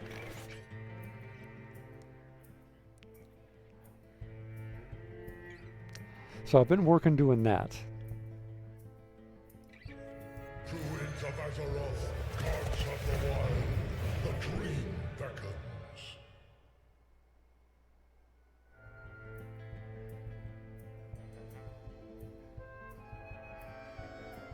Oh jeez, I cast the wrong thing.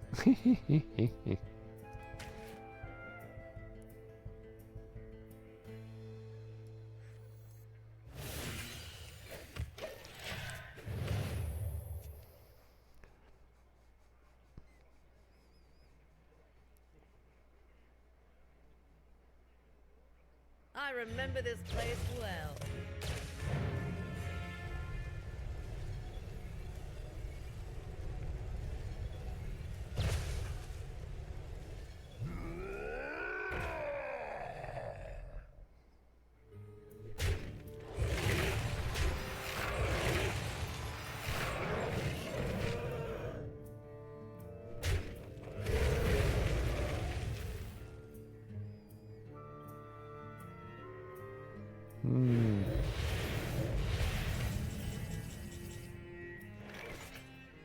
Yeah. I think I'll have to do this. To survive.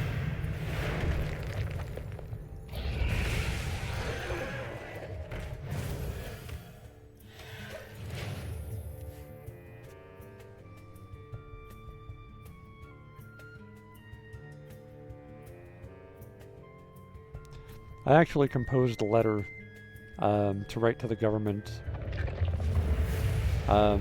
about the rules, about how the rules and regulations need to change to allow for prefabricated housing, so that we can all have affordable rent. Have I told you guys about why we don't get to have prefabricated housing? How it's always like these custom buildings that take forever to build and cost a fortune? Like there's very specific rules and laws that don't work with prefabricated housing. So I think it's like important that people write to the government about that.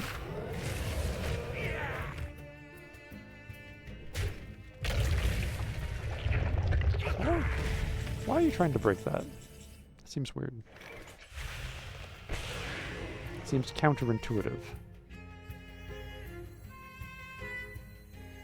Follow the fluttering.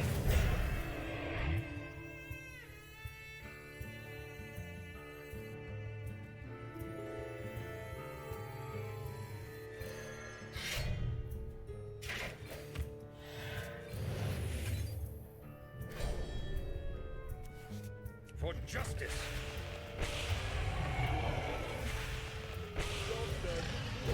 Save me, free dragon, save me. Really gotta cast one of these guys.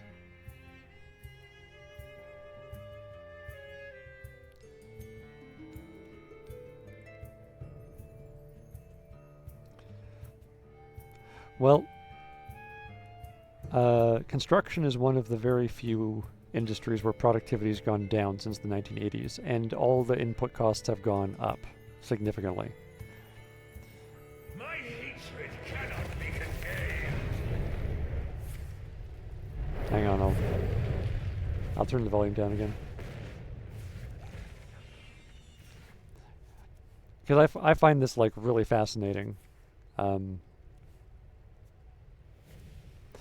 Basically, there's this technology that a whole bunch of people have developed where they make houses at a factory, right? They make them in big pieces, just like you would manufacture anything else at the factory. And then they just ship all the pieces to where they put the foundation down, and then you stack like the already created walls and floors, and you get a house or an office building or an apartment building in like just like a few days, maybe a few weeks.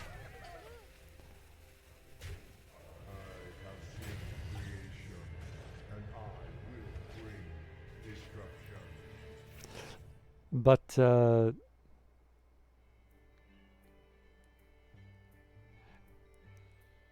problem is that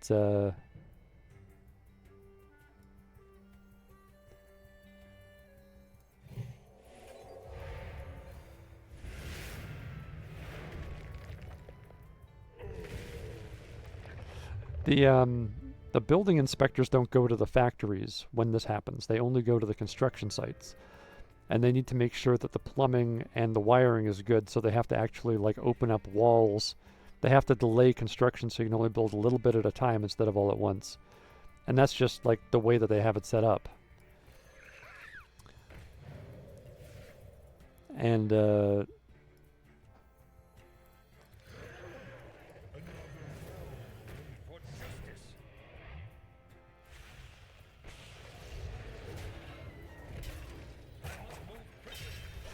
and then the worst problem is, like, that's a terrible problem. Like, it slows down the construction immensely, makes them really inefficient.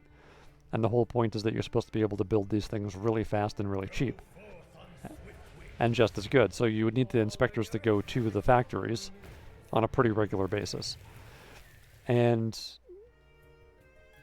you might have noticed that all the new buildings all kind of look the same. But the truth is that every single one is very carefully picked over by a committee of people in that neighborhood until the design is customized to exactly what they want. Which means that you can't have a prefabricated building. It has to be built to the exact specifications that it gets agreed to build that new building. So we would need to have inspectors go to the factories, and we would also need to have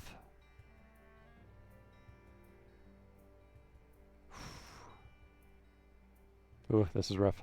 We'd also need to override those councils and committees that are stopping prefab housing from being possible by picking apart every new project.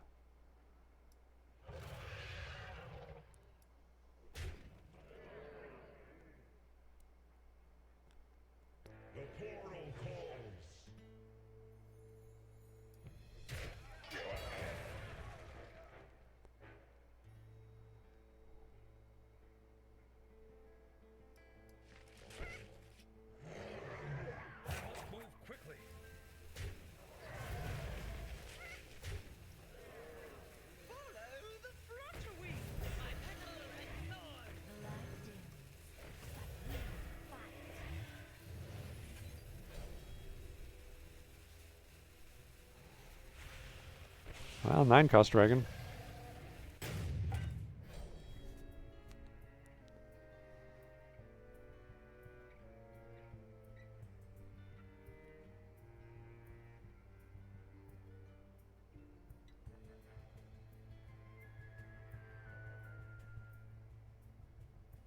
I still might win. Still a small chance.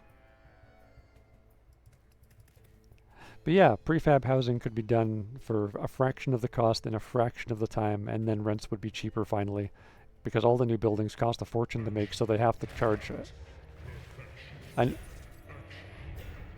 even more ludicrous fortune just to make their money back on that construction, so people can't afford the new ones anyway. So I drafted a letter, and I wrote to my representative in government, and I'm trying to get the other people in the union to send it, but they're busy focusing on like traditional strike stuff, so it hasn't happened yet. Oh, I think I've lost now. Okay.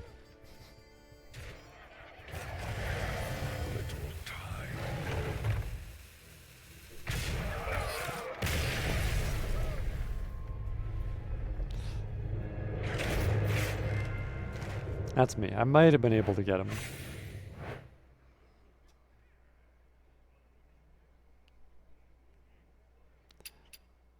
Only a little bit down from where I started.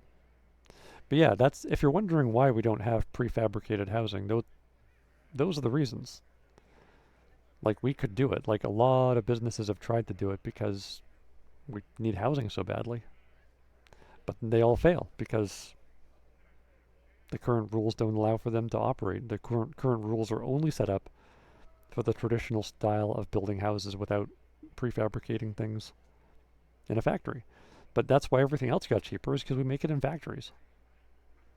Just not buildings. Not yet. So.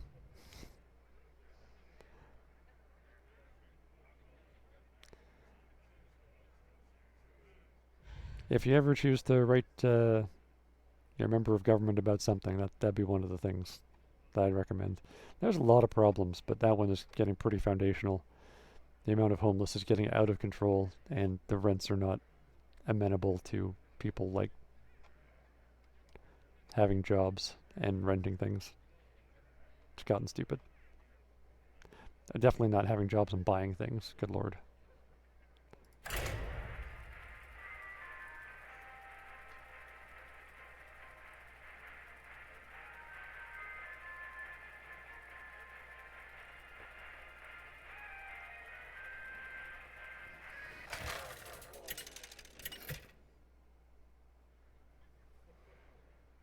Uther versus Gul'dan.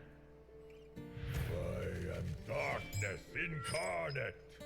Challenge me at your peril. I will fight with honor. I'll take my chances. I've died so many times today. It's all good.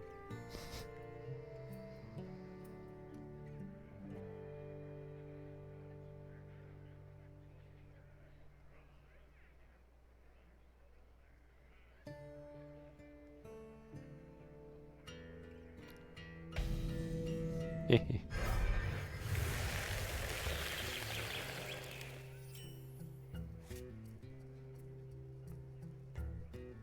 light dims, but we will fight.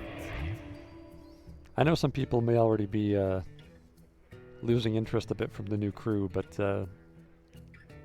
when everybody's around, I wanna share what I consider to be my most peak theory. I have a theory.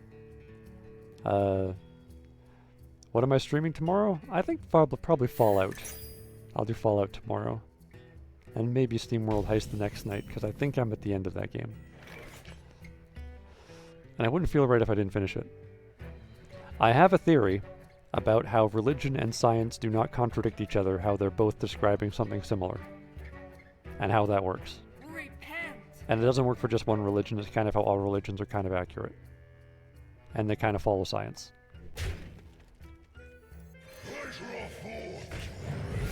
It's kind of mind-blowing. But, you know, I'd have to see if, like... Because some people are, Job's done. like, if people are really attached to religion, like, it might be a little bit offensive.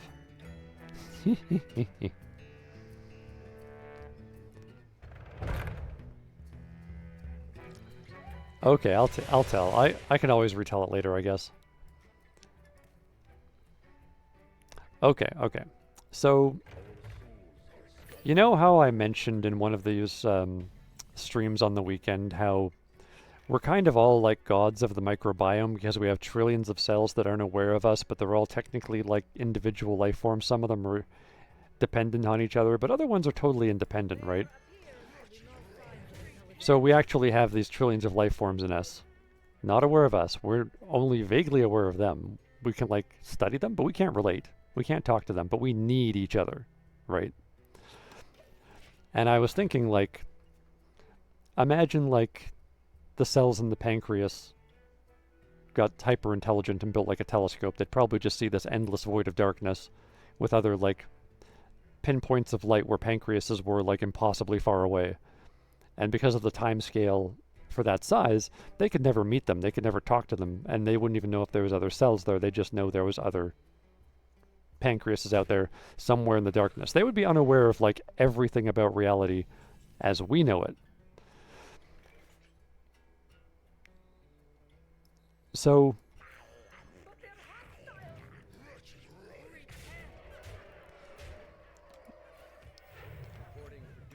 what I'm thinking is that pattern doesn't stop just between, like, you know, atoms and molecules turn into these like cells and bacteria, cells and bacteria turn into us, we turn into civilizations. I don't think the pattern stops. I think the pattern keeps on going. Like, we are part of something much, much bigger than us that we can't comprehend because it's so complex. Like, we can't, like, a single-celled organism couldn't imagine our hands and our limbs and our senses, yet alone like the social interactions or the physical ways we manipulate matter. They can't. But our human brain is kind of unique in that we can sort of see and assimilate stuff beyond our senses. We've been doing it for centuries, like the telescope, the microscope, the like experimental math, all these things where we extrapolate truths that we can't actually see a little bit. So I think that one of the things that people have been doing through things like meditation for like a lifetime and having like these holy experiences is they actually become more aware of that higher level. They get in touch with the actual higher level, and because they can't comprehend it at all, the way they describe it kind of sounds magical, right? Like they have all these descriptions for what it's like, oh, the angels had like 1 billion arms and 1 million eyes, and they could be everywhere at once. Like all these things that like, it's beyond, we can't even describe it because we don't have language to even relate to that level of reality. So they get in touch with that level of reality.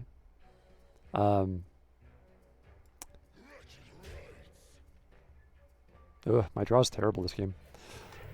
So they get in touch with that, and they tell people all this stuff, and they write down as best they can, and the path that they tell you to walk, the way that people feel like they have the light of God shining through them, whatever religion it is, like you can kind of tell the really legit ones, right? Like they exude this kind of holiness, right?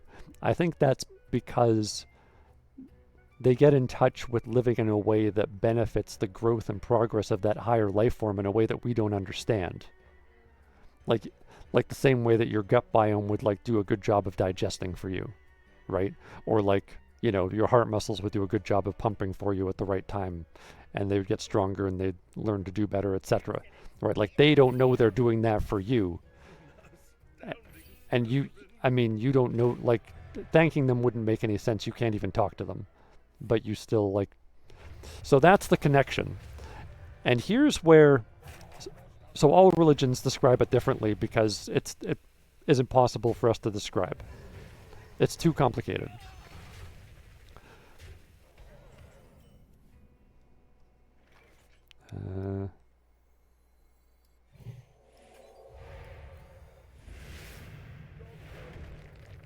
Here I am barely paying attention. Okay, so that's what I think religion is. And one of the reasons that religion gets a bad rap is because there's people that are just ambitious, and then they use those scriptures and those holy books to say the right thing, to rise up in the ranks and gain power and stuff, and they rewrite some of the holy books. They quote rules in there for like very superficial reasons that aren't part of that enormous holy picture that we can't comprehend. Right? And then like they start manipulating people into thinking like it's this other way of doing it. But the whole point was to try and get you in touch with that part of the universe that is beyond our comprehension. Now here's the part where it kind of gets to be like science, I'd say. Oh, I'm so freaking doomed in this game. So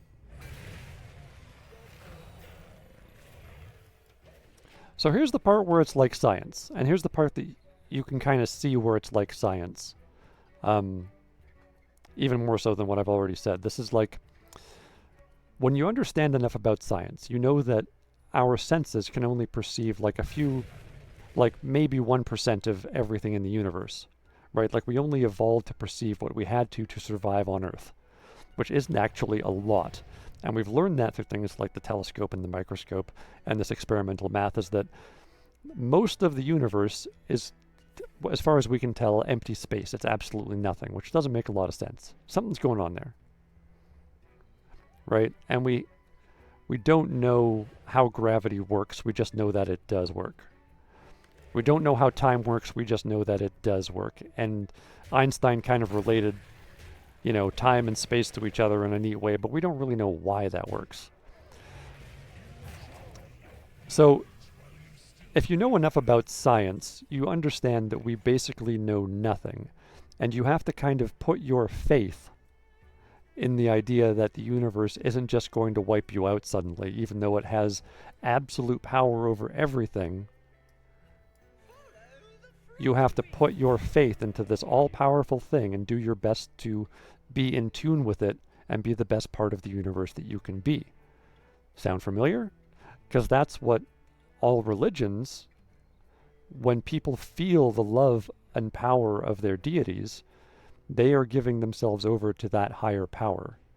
They are having to put their faith in something that is beyond their comprehension, that is massive. They have to just put their faith and assume that it has their best interest in heart, and then live the best way they can to be in harmony with it. So I think religions, even when they got corrupted by politics, right, they still got people in touch with that fundamental truth about the universe that you also get to through science. That you have to just sort of have faith, even though there's this giant thing that's beyond you that could do whatever it wanted at any time. Anyway, that's basically it in a nutshell. There's more, if you want more evidence about that, there's a cool channel called Healthy Gamer where a guy talks about meditation a lot, and I kind of put that together with some observations of mine. So yeah, long story short, I think religion is probably real, but it can't be accurate. And people, human beings corrupt it for non-spiritual reasons, and that's why it also seems to be bad a lot of the time, but also great. Anyway, hope you all could follow that.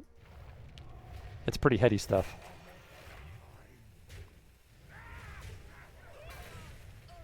Tune in tomorrow night. I'll tell you what happens after we die, probably. Oh, why do humans corrupt it? Because they're not in touch with that higher power, really. They just think it's all fake. And they only want to pursue pleasure in this lifetime, rather than become in touch with this higher eternal thing that lasts for all time in a way that we can't comprehend, right? So they're like, they just give it lip service. They're like, oh yeah, that's all true. And then they like try to find ways to get like money, power, sex, all that stuff. Using those things that are real, but twisting it so it helps them instead. You about to ask what happens when we die? Funny story. Oh, Kylie's not happy. Sorry, Kylie. I thought it was pretty cool.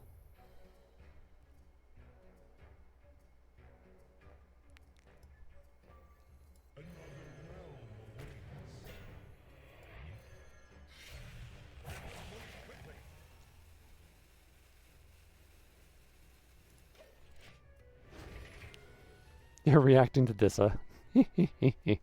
Okay. So two very interesting bits of information that we actually have some evidence for regarding mortality. There's three.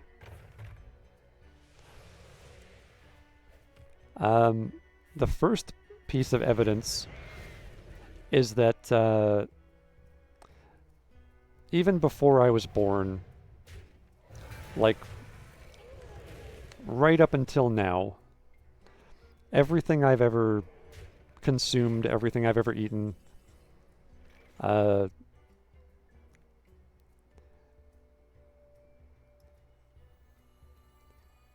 it's all been dead, right? And yet, all that stuff I ate is like, it either returns to the soil in my like excrement and becomes more living things, or it's here right now talking to you, calling itself Jeffrey. Like, it's not actually dead, right? It's here, and it's out there growing more stuff that's living. So the first important piece of evidence is that life and death aren't actually real. Like it's just this continuing thing where it started bubbling up out of matter at some point and we're just kind of a part of that. And so you're thinking, well, that's great, but what about, you know, consciousness? Like, we've got this consciousness, right? And we're kind of like worried about how it ends. Well, no, it's not nothing, Kylie. And the reason that it's not nothing is because nothing is like if you think about the past, right? The past is gone, but you can still think about it. Like if it is nothing, it's like when you're asleep and you're not dreaming and you don't wake up. There's nothing bad or boring about it. It's not darkness. Because there's no time, right? But I don't think that's what it is. And there's two reasons why I don't think that's what it is. Oh, I'm so boned.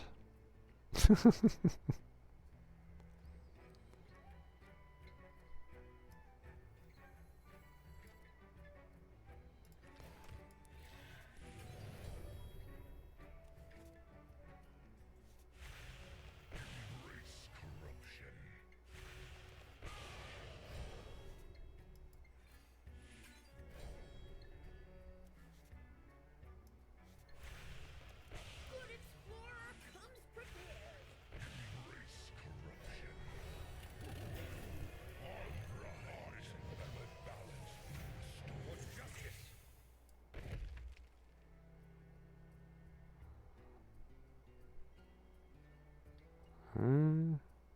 Yeah. Okay, so two reasons I don't think that it's just that whole nothing, like you're sleeping and not dreaming thing. The first reason is that people that have gotten in touch with that higher power. Okay, sorry, no, that's the wrong order. I'll give you the first reason, and that is we have a lot of reports of people who die and then we bring them back to life. Right? It happens every day at hospitals. So there has actually been lots of records of what happens to them after they die because they remember it. And so what they say is, when I died, there was a bright light. I felt really happy. It felt really good. And it's like going to this wonderful place. And then I was brought back to life and now I'm alive again. So combine that with what those people I was talking about, those people who are really spiritual, right? They got in touch with those higher powers, the ones that found religions. There's still some of them in the world, right? They separate themselves from society so they can spend all their time just letting their human brain eventually get in touch with this higher power. Like I'm sure that's what Jesus did and stuff.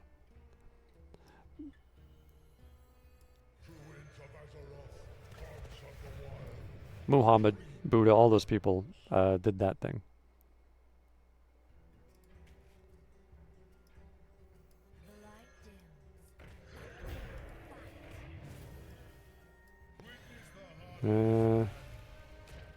So all those people kind of said the same thing. Because they get in touch with this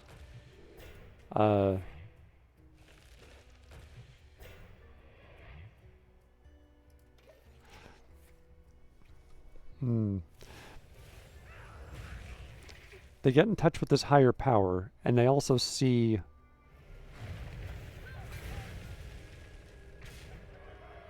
Jeepers. Well, that's me. When you get in touch with that higher power, you start to see things a little bit from their perspective. So it would be kind of like a cell seeing things from a human's perspective. You don't get a full understanding, but you get this understanding beyond what a human can get without like sitting there and letting their brain tune into that thing for years and years at a time, like 12 hours a day for like 30 years or whatever. Like it takes forever, but eventually your brain starts tuning in. Like, you can see the moment of your own death and stuff. Like, these people predict like all sorts of stuff that doesn't make sense, but they have to be completely removed from society, and they don't get involved because once they do, it kind of ruins it. So what they talk about, like these are religious folk even describe things like the way the Big Bang works, the way a lot of science works. Like, I read the Tao Te Ching and like a lot of writings of the Buddha when I was a teenager, way back in the 90s. And even these ancient texts were basically describing a lot of things we found out about physics in the last like couple hundred years, but these texts were written thousands of years ago. And religious people love to talk about that as being like, oh, see, God was talking to us. And I'm thinking, no, I think you were in touch with the nature of reality in a way that you can get some of through observation, but you can also get it through your brain tuning into it, because our brain kind of does reach out beyond perception. Like, you can see the future and you can see the past, but it's not very clear because of all the distractions. But if you sat down and didn't do anything for like 5 hours in a row, just thinking about your breath, you would start to see it more clearly. Like, that's how the brain works. That's what spiritualism kind of is in a scientific sense. So what they talk about is that the reason that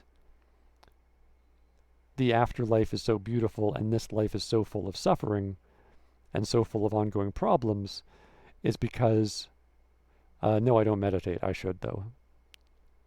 I think it'd probably agree with me, but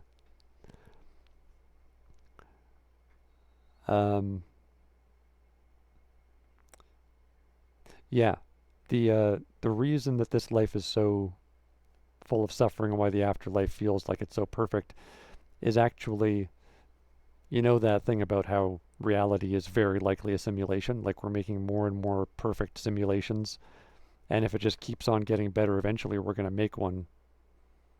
Like, eventually through science, it's not inconceivable that we would solve all of our problems and then we would never have problems again. It would be taken care of by a billion different kinds of little machines, and we'd just live forever, and that's it. So if that's kind of where science goes, and if life isn't like unique this one time, and if you look at the size of the universe, it seems kind of unlikely that life is just completely unique this one time. So imagine an absolutely perfect world. Imagine there's no problems ever. You only have the best food. You only have the most fun. Maybe after hundreds of years, thousands of years, maybe you would get frickin' bored out of your mind. Like, imagine playing a video game where all you did was win. This Hearthstone thing here, this is why people keep coming back to it. This is why people go to casinos. It's not because they want to win. It's because the fact that they lose more makes them feel like, oh, now I gotta win. It drives them. It drives them to do better, even if it's just by luck. It's entertaining. It's entertaining when you lose. It's entertaining when there's struggles. Every movie you've ever seen is about things going badly for people, and they have to overcome it. Why is that? Why is every story, every movie, every day of your life is about things being wrong and you having to struggle to overcome them? Because it's interesting. That's why your consciousness got plopped down here in this ever-churning loop of all this stuff being recycled by eating and pooping, all the animals, creatures, microbes doing it. And your consciousness gets put into that because where it comes from, it was bored. It had nothing to challenge it. Everything was perfect. Yep. It's like, here I am, playing a video game inside the video game. Life would be, it wouldn't be entertaining if you knew it was a game either. So you have to not know it's a game. You have to not remember. You got something on your keyboard. I thought you were freaking out. But yeah. The game wouldn't actually be very immersive, and it wouldn't be a lot of fun if you knew it was a game, because then you could just do whatever you wanted and know you could start over. So every time you play, you don't remember. And that's where the theory of reincarnation, I think, kind of comes into play. Is beings having just repeated instances of this game. And we are in the midst of creating another scenario where it's going to happen inside the game. And it might have happened inside the game thousands of times already. So that's most... So again, these things I believe that we can't see, I'm going by the most likely theory. I don't know any of this stuff. I've weighed a lot of stuff, and this is the best theory I have right now. And I got to this point by being open-minded and trying to learn a lot, so I encourage you to do that too. But that is, in my opinion, the best theory right now, the most likely scenario about what's going on with this whole life-death perception thing. And the version of you that made a choice as to how this game is going to work, heck, I might have lived like 5 lives already, forgotten the other ones. I might have lived 100 lives and forgotten the other ones. If I had been alive for millennia, I might have chosen like, yeah, give me the full package. I want to live 100 different lives. And I want to live interesting lives. I want to live lives with tragedy, betrayal, ecological disasters, earthquakes, fires. I want to fight it out and win.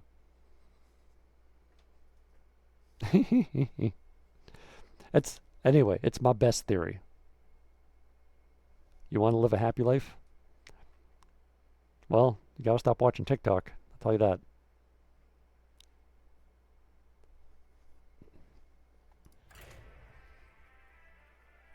I mean, it sounds like, based on what you're saying about it.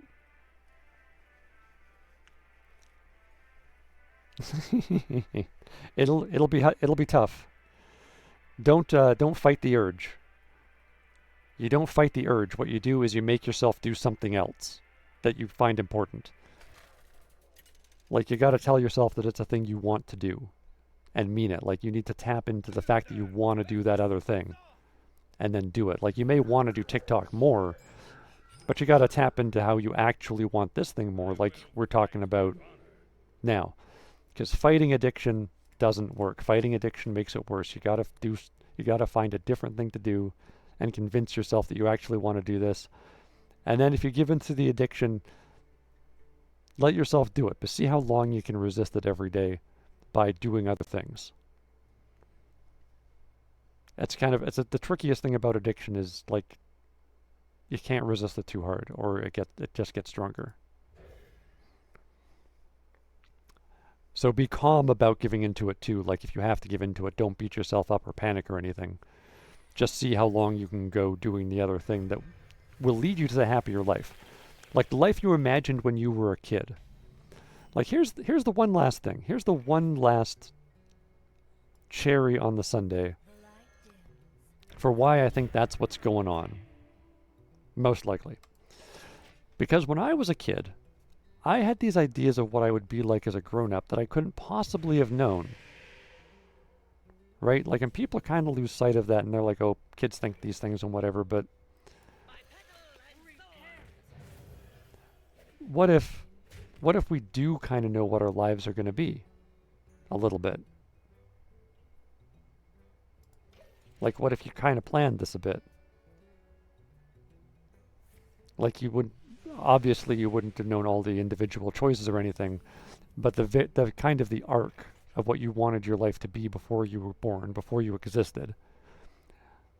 Like, what if you chose that? So you kind of know, like, at this point, what happens for the rest of your life, and what actions do you need to take to make that happen? What do you need to dedicate your time to? Like, if you're like Kylie and you have like a career that you're passionate about and you know you're going to have to go to school for it and you see yourself doing that, like, that's one that people do a lot. But yeah, follow that instinct of what you saw yourself being. Just try and tap into it. And even if you don't spend time meditating, like I spend time listening to classical music It's not quite meditating because it's still interesting to listen to.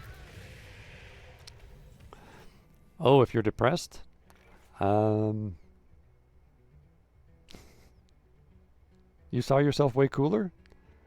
Well, are you working on the stuff that'll make you that person? If so, then that's what you were thinking of. Well, I'm glad you're not depressed. But here's the thing, Kylie, is that if you keep seeing yourself as that cooler person, whatever that happens to mean, like, you can be on the path to being that person. You're always going to be on a path to somewhere. Life is always doing actions, right? No matter what you're doing, you're always working on something. So that cooler person was always working on something. So whatever point you get to where you are that cooler person, you'll still be working on it. The question is, what does that process look like, right? What do you want to be working on that makes you that cool person? And then you take actions that lead you there. And then, here's the most amazing thing. It'll just happen. Like, it'll seem like nothing's happening for years, but then it'll just happen because another way that reality works, it's like the way somebody breaks a giant block of stone in two by tapping a chisel and like hammering away at a wedge. You hammer away at a wedge for hours, and then one break, suddenly the whole thing goes. It's not because they did it wrong 1,000 times. It's because they did it 1,000 times, and then the whole thing happened.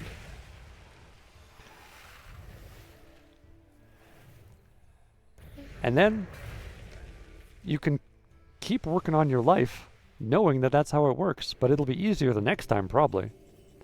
And even if it's not, you're still kind of doing the same thing. You're just learning from your mistakes and learning from what you did right.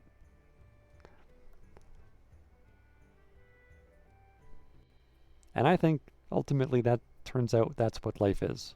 And you got to keep doing that. And then in your spare time, once you've taken care of that thing for the day, then you can play video games. Then you can watch TV shows and movies. But if you do that stuff first, you'll use up your motivation and your dopamine, and it'll be way too difficult to do the progress stuff that you find satisfying, that gets you into the groove that is life. Yeah, don't worry about the future. If you have worries about the future,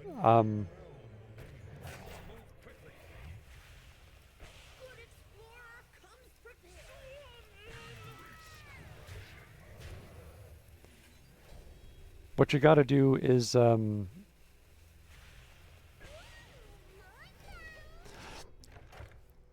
you be grateful that you're seeing a potential problem that you can prepare for. Right? Like, that's what a worry about the future is. It's like, oh, what am I going to do about this? What you do instead is you're like, oh, thank you for telling me that could happen. I mean, we'll prepare for that however we can. If it's not something you can do anything about, be like, okay, well, I'm aware that can happen, but let's worry about something that can happen. Because your mind is always going to think about the future, and it's always going to think about the past. Ooh. But the context, that's something you can do something about.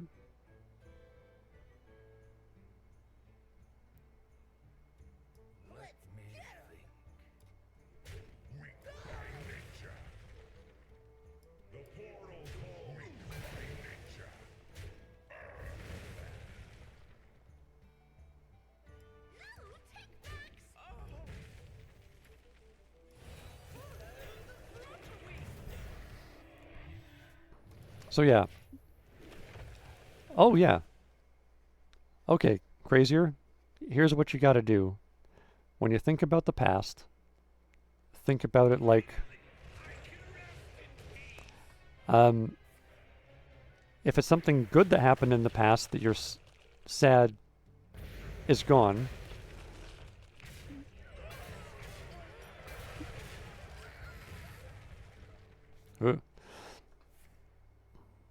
what you got to do is I gotta turn this volume down. It's too distracting. Okay. What you gotta do is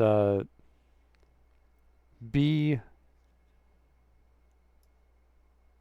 grateful that that thing happened. Like, if it's something that was really good that happened, like I had really great stuff in a better apartment at some point, I'm like, when it comes up in my mind, I think, I'm really grateful I got to have that stuff. That was really great. Thank you for providing that for me. That was really great. And if I think of bad stuff that happened, I'm like, thank you for showing me how to be a better person, how to, you know, avoid those situations in the future. However that is, like, that's what your brain's kind of trying to tell you. And if you're thinking about the future and you're worried about the future, be like, thank you for telling me about this thing that I should watch out for. And if you're thinking about something in the future that you want that you don't have now, what you say is, I'm really grateful that this is an opportunity that I have to maybe have this thing in the future. Like, you can't stop your mind from doing that stuff, but you can reframe it.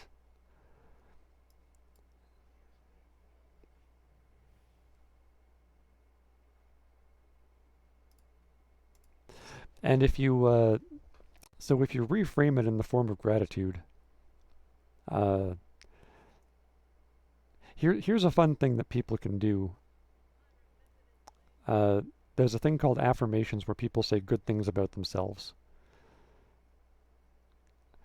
And an interesting psychological fact is that when you mutter something to yourself, it becomes part of your identity.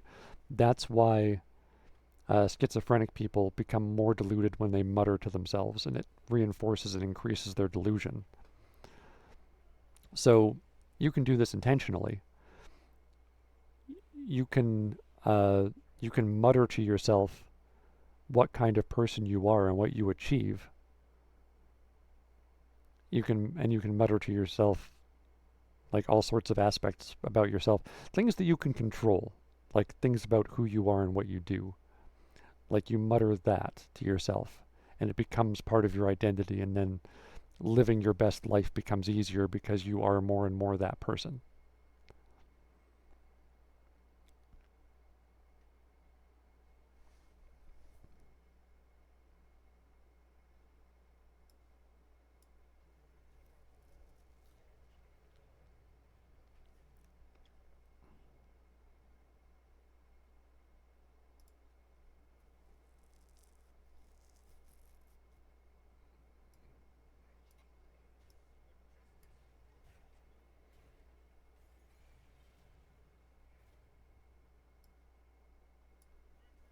Now let's play it.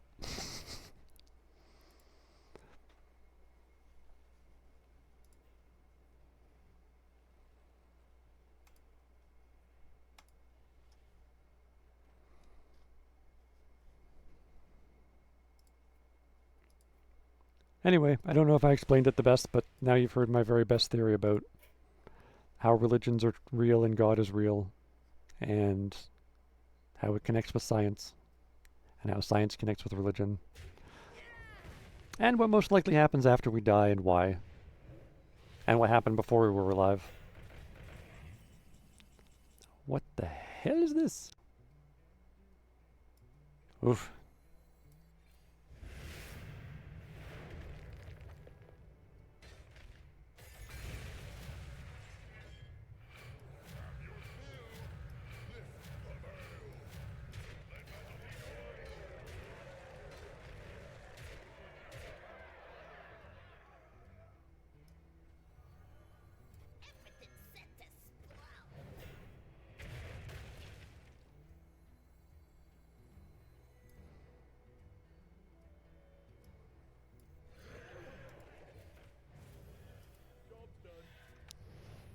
Alright, this is one.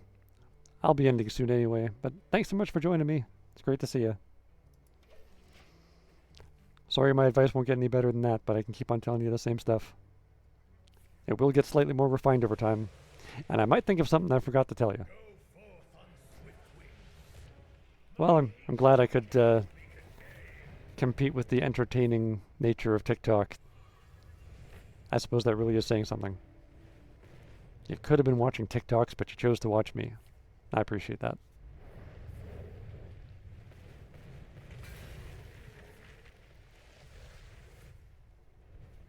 I hope it does you a world of good.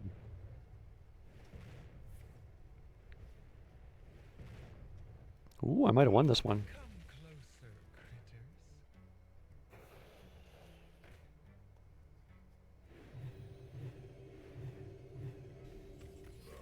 Yep.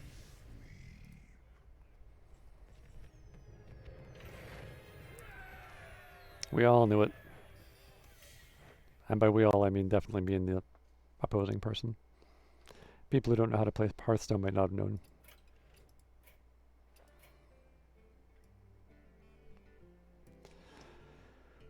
Whew.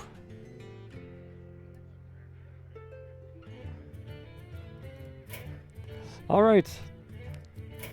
I have been streaming for 3 hours.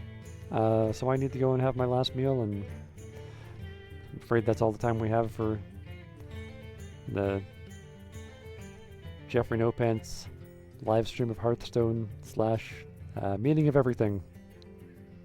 It was great to see you, though.